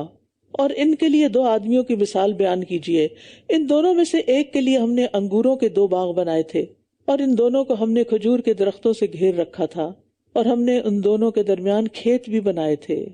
یعنی زبردست قسم کے باغ تھے وہ. دونوں باغوں نے اپنا پھل خوب دیا اور اس میں کچھ بھی کمی نہ کی، اور ہم نے ان دونوں کے بیچ میں ایک نہر جاری کر رکھی تھی. یعنی پانی کا بھی بندوبست تھا، ورنہ تو باغ جل جاتے ہیں جب پانی وقت پر نہیں ملتا. اور اس کے پاس بہت سا پھل تھا. تو ایک روز باہم بات چیت کرتے ہوئے اس نے اپنے ساتھی سے کہا، میں تم سے زیادہ مالدار ہوں اور تعداد کے اعتبار سے بھی زیادہ مضبوط ہوں. یعنی یہ شخص آخرت کو نہیں مانتا تھا، ایمان نہیں رکھتا تھا، اس لیے اپنے مال و دولت کی وجہ سے اپنے مومن دوست پر فخر کرتا تھا. اور اس کو ایک دن اپنے باغ لے گیا مشاہدہ کرانے کے لیے. وَدَخَلَ جَنَّتَهُ، اور وہ اپنے باغ میں اس حال میں داخل ہوا کہ وہ اپنی جان پر ظلم کرنے والا تھا. کہنے لگا کہ میں نہیں سمجھتا کہ یہ کبھی برباد ہوگا، اور نہ میں یہ سمجھتا ہوں کہ قیامت قائم ہوگی، اور واقعی اگر میں اپنے رب کی طرف لوٹایا گیا تو یقیناً میں اس سے بھی بہتر جگہ پاؤں گا. تو بات یہ ہے کہ دوسروں کو کمتر سمجھنے والا تو ویسے ہی جنت میں نہیں جائے گا. تو کتنی جھوٹی امیدیں ہیں نا کہ انسان نہ ایمان رکھے اور پھر کہے اول تو مانتا نہیں کہ جاؤں گا، لیکن اگر گیا تو مجھے اس سے بھی بہتر ملے. کتنی خوش فہمی، یعنی سیلف ڈسپشن. اور یہ سب اوور کانفیڈنٹ ہونے کی وجہ سے، کیونکہ اللہ نے مال دیا اور باغات دیے اور یہ سب چیزیں پا کے اس نے سمجھا کہ میں جو بھی کر لوں کوئی نقصان نہیں. اور جب وہ اس سے بات چیت کر رہا تھا تو اس کے ساتھی نے اس سے کہا، کیا تم اس ذات کا انکار کرتے ہو جس نے تمہیں مٹی سے پیدا کیا، پھر نطفے سے، پھر تمہیں ایک درست انسان بنایا؟ لیکن میں کہتا ہوں کہ وہ اللہ ہی میرا رب ہے، اور میں اپنے رب کے ساتھ کسی ایک کو بھی شریک نہیں کرتا. یعنی تم کفر کرتے ہو تو کرتے رہو، لیکن میں یہ ظلم کبھی نہیں کروں گا.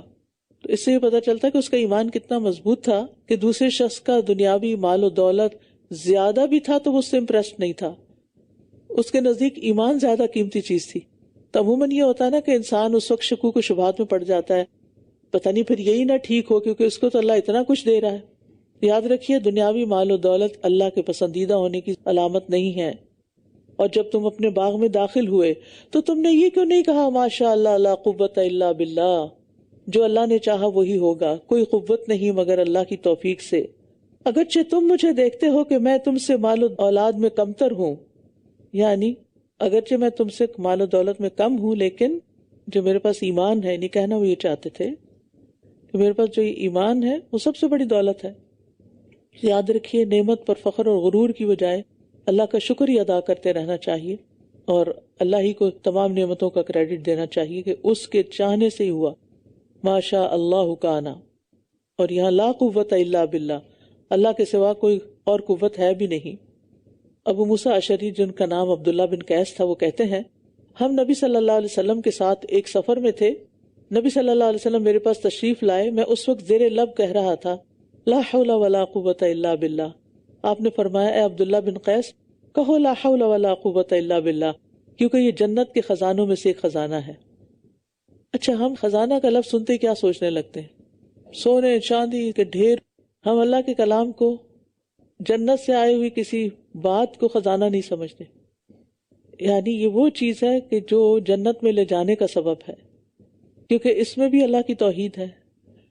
لا حول ولا قوت الا باللہ، کسی برائی کو پھیرنے کی کوئی قوت نہیں اور کسی نیکی کو کرنے کی کوئی قوت نہیں مگر اللہ ہی کی مدد سے۔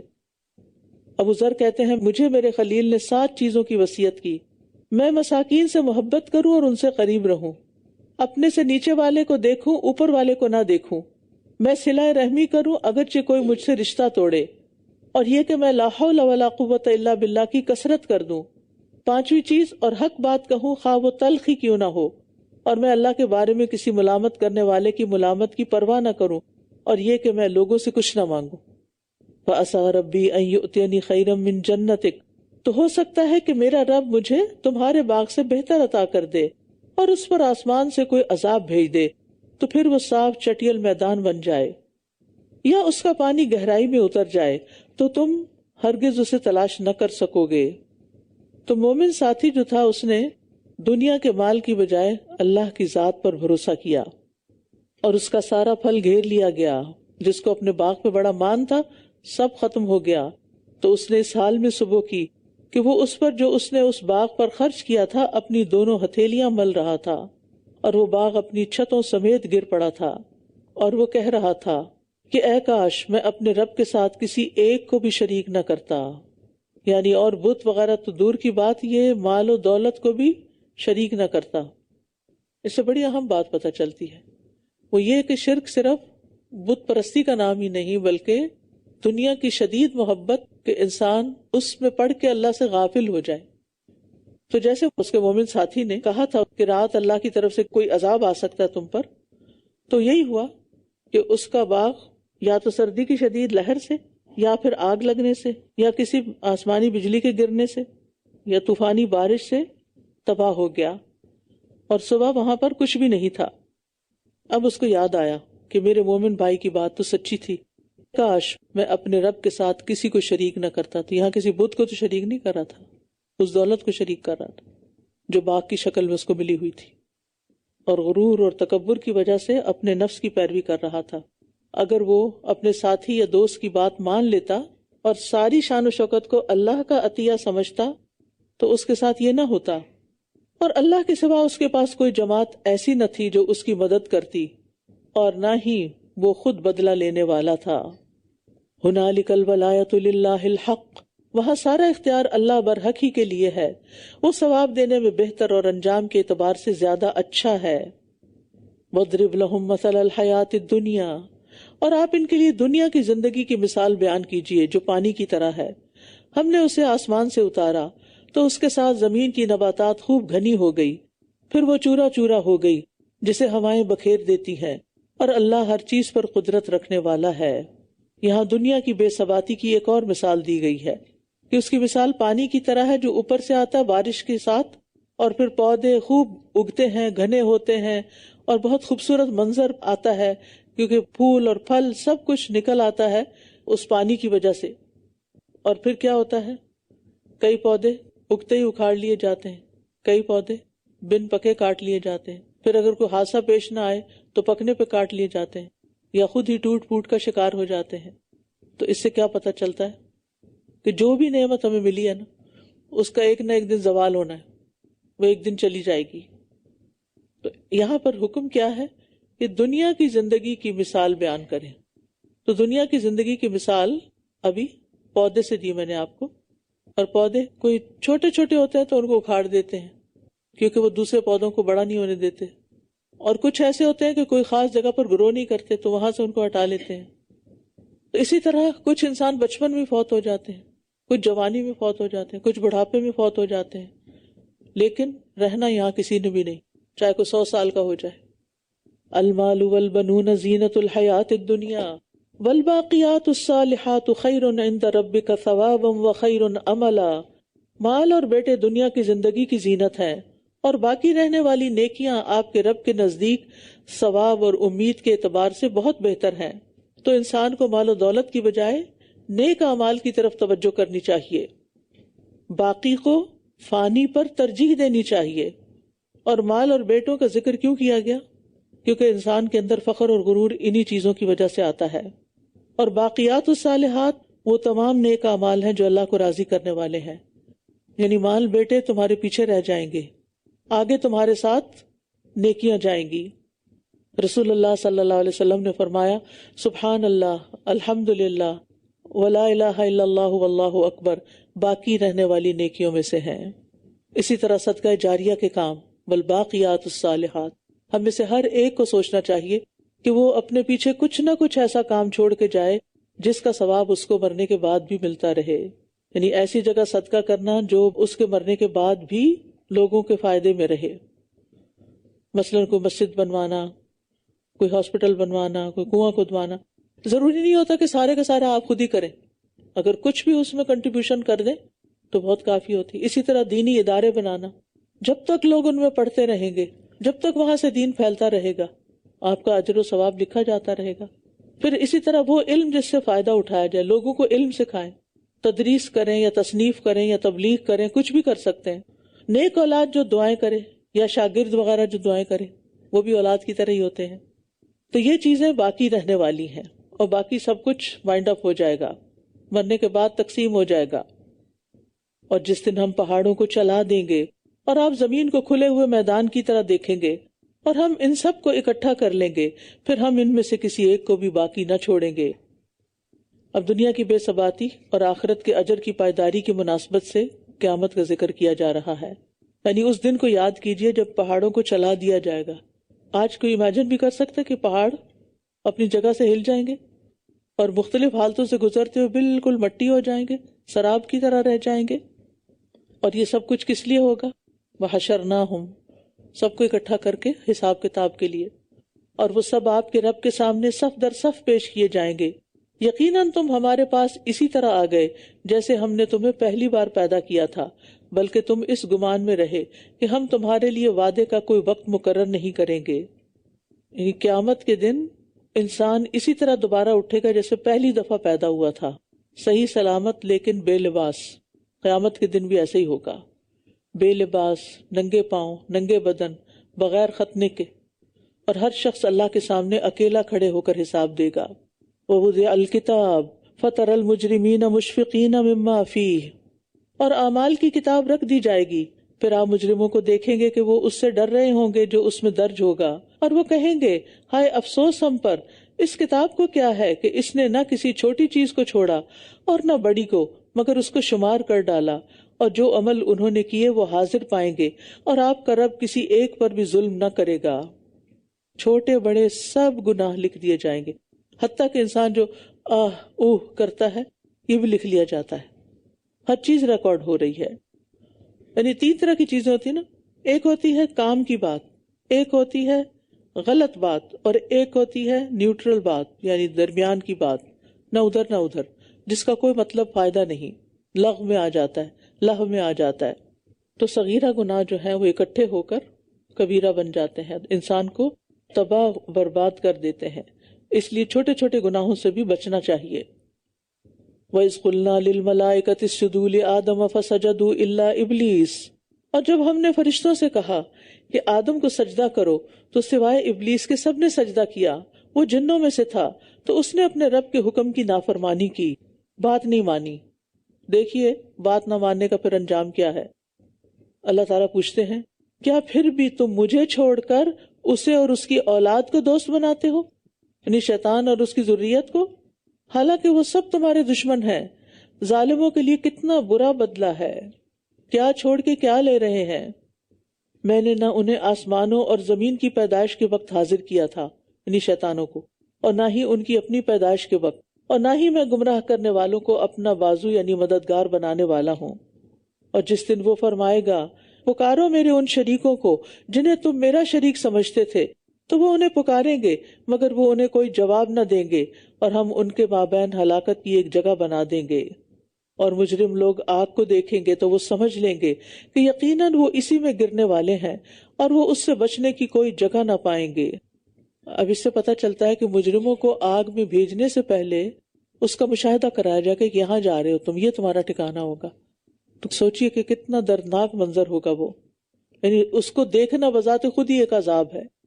وَلَقَدْ صَرَّفْنَا فِي هَذَا الْقُرْآنِ لِلنَّاسِ مِنْ كُلِّ مَثَلٍ وَكَانَ الْإِنسَانُ أَكْثَرَ شَيْءٍ جَدَلًا۔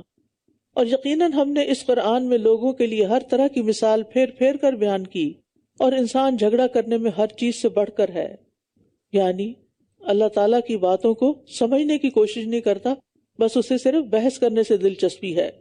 وَمَا مَنَعَ النَّاسَ أَن يُؤْمِنُوا إِذْ جَاءَهُمُ الْهُدَىٰ، اور جب لوگوں کے پاس ہدایت آ گئی تو انہیں کسی چیز نے نہیں روکا کہ وہ ایمان لائیں اور وہ اپنے رب سے بخشش مانگیں، سوائے اس بات کے کہ ان کے ساتھ بھی وہی سب کچھ ہو جو گزری ہوئی قوموں کے ساتھ ہوا، یا یہ کہ وہ عذاب کو سامنے آتا ہوا دیکھ لیں۔ مطلب یہ ہے کہ لوگوں کو ان کے ایمان لانے اور استغفار کرنے سے روکا تو صرف ان کے اس مطالبے نے کہ ان پر پہلے لوگوں جیسا جھاڑ اکھاڑ دینے والا عذاب آ جائے۔ وَمَا نُرْسِلُ الْمُرْسَلِينَ إِلَّا مُبَشِّرِينَ وَمُنذِرِينَ وَيُجَادِلُ الَّذِينَ كَفَرُوا بِالْبَاطِلِ لِيُدْحِضُوا بِهِ الْحَقَّ وَاتَّخَذُوا آيَاتِي وَمَا أُنذِرُوا هُزُوًا، اور ہم رسولوں کو صرف خوشخبری دینے والے اور ڈرانے والے بنا کر بھیجتے ہیں، اور وہ لوگ جنہوں نے کفر کیا وہ باطل کے سہارے جھگڑتے ہیں تاکہ وہ اس کے ذریعے حق کو پھسلا دیں، اور انہوں نے میری آیات کو جس چیز سے وہ ڈرائے گئے تھے مذاق بنا لیا ہے۔ اور اس سے بڑا ظالم کون ہے جو اپنے رب کی آیات کے ذریعے نصیحت کیا جائے پھر بھی وہ ان سے اعراض کرے، منہ موڑ کے چلا جائے، اور وہ بھول جائے جو اس کے دونوں ہاتھوں نے آگے بھیجا ہے۔ بے شک ہم نے ان کے دلوں پر پردے ڈال دیے ہیں تاکہ وہ اسے سمجھ نہ سکیں، اور ان کے کانوں میں بوجھ ہے، اور اگر آپ انہیں ہدایت کی طرف بلائیں تب بھی وہ ہرگز کبھی ہدایت نہیں پائیں گے۔ وَرَبُّكَ الْغَفُورُ ذُو الرَّحْمَةِ لَوْ يُؤَاخِذُهُم بِمَا كَسَبُوا لَعَجَّلَ لَهُمُ الْعَذَابَ بَل لَّهُم مَّوْعِدٌ لَّن يَجِدُوا مِن دُونِهِ مَوْئِلًا، اور آپ کا رب بہت بخشنے والا اور رحمت والا ہے، اگر وہ انہیں اس کمائی کی وجہ سے جو انہوں نے کی پکڑ لے تو یقیناً وہ انہیں جلد عذاب دے، بلکہ ان کے لیے وعدے کا ایک وقت مقرر ہے جس کے سوا وہ ہرگز کوئی جائے پناہ نہ پائیں گے۔ یہ اللہ کی رحمت ہوتی ہے کہ وہ انسان کو گناہوں کے باوجود فوراً نہیں پکڑتا بلکہ مہلت دیتا ہے۔ اگر ہر گناہ پہ پکڑ ہوتی تو ہر بندہ شکنجے میں ہوتا، سب پکڑے ہوئے ہوتے، مہلت عمل ختم ہو جاتی اور بڑی ہلاکت کا وقت آ جاتا۔ لیکن اللہ نے ایک وقت مقرر کیا، اس سے پہلے اللہ نے پھر آزادی دے دی، اب جو جی چاہے کرو۔ وَتِلْكَ الْقُرَىٰ أَهْلَكْنَاهُمْ لَمَّا ظَلَمُوا وَجَعَلْنَا لِمَهْلِكِهِمْ مَوْعِدًا، اور یہی بستیاں ہیں جنہیں ہم نے ہلاک کر دیا جب انہوں نے ظلم کیا، اور ہم نے ان کی ہلاکت کے لیے وعدے کا ایک وقت مقرر کر رکھا تھا۔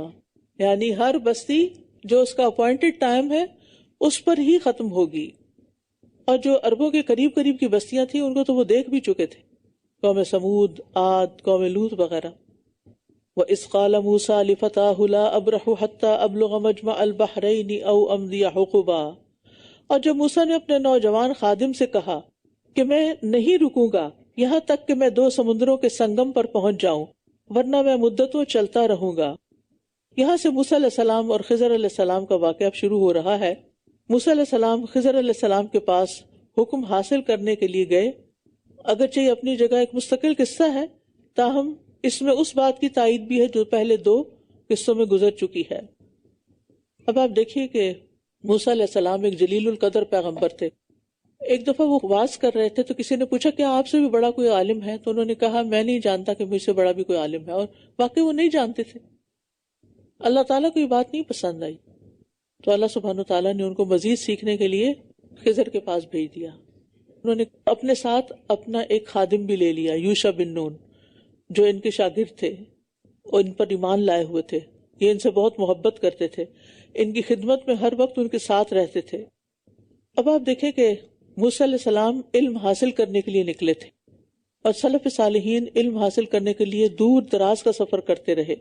کثیر بن قیس کہتے ہیں میں دمشق کی مسجد میں ابو درداء کے پاس بیٹھا ہوا تھا کہ ان کے پاس ایک آدمی آیا، اس نے کہا ہے ابو درداء میں ایک حدیث کی خاطر مدینہ الرسول سے آپ کی خدمت میں آیا ہوں، مجھے معلوم ہوا ہے کہ آپ اسے رسول اللہ صلی اللہ علیہ وسلم سے بیان کرتے ہیں، مجھے یہاں اس کے سوا اور کوئی کام نہیں۔ انہوں نے کہا بے شک میں نے رسول اللہ صلی اللہ علیہ وسلم کو فرماتے ہوئے سنا، جو شخص کسی راستے میں حصول علم کی خاطر چلا ہو تو اللہ اسے جنت کی راہوں میں سے ایک راہ پہ چلائے گا۔ آپ یہ نیت کر کے نکلا کریں کہ میں علم حاصل کرنے جا رہی ہوں تاکہ اللہ تعالیٰ مجھے جنت کی راہوں پر چلائے۔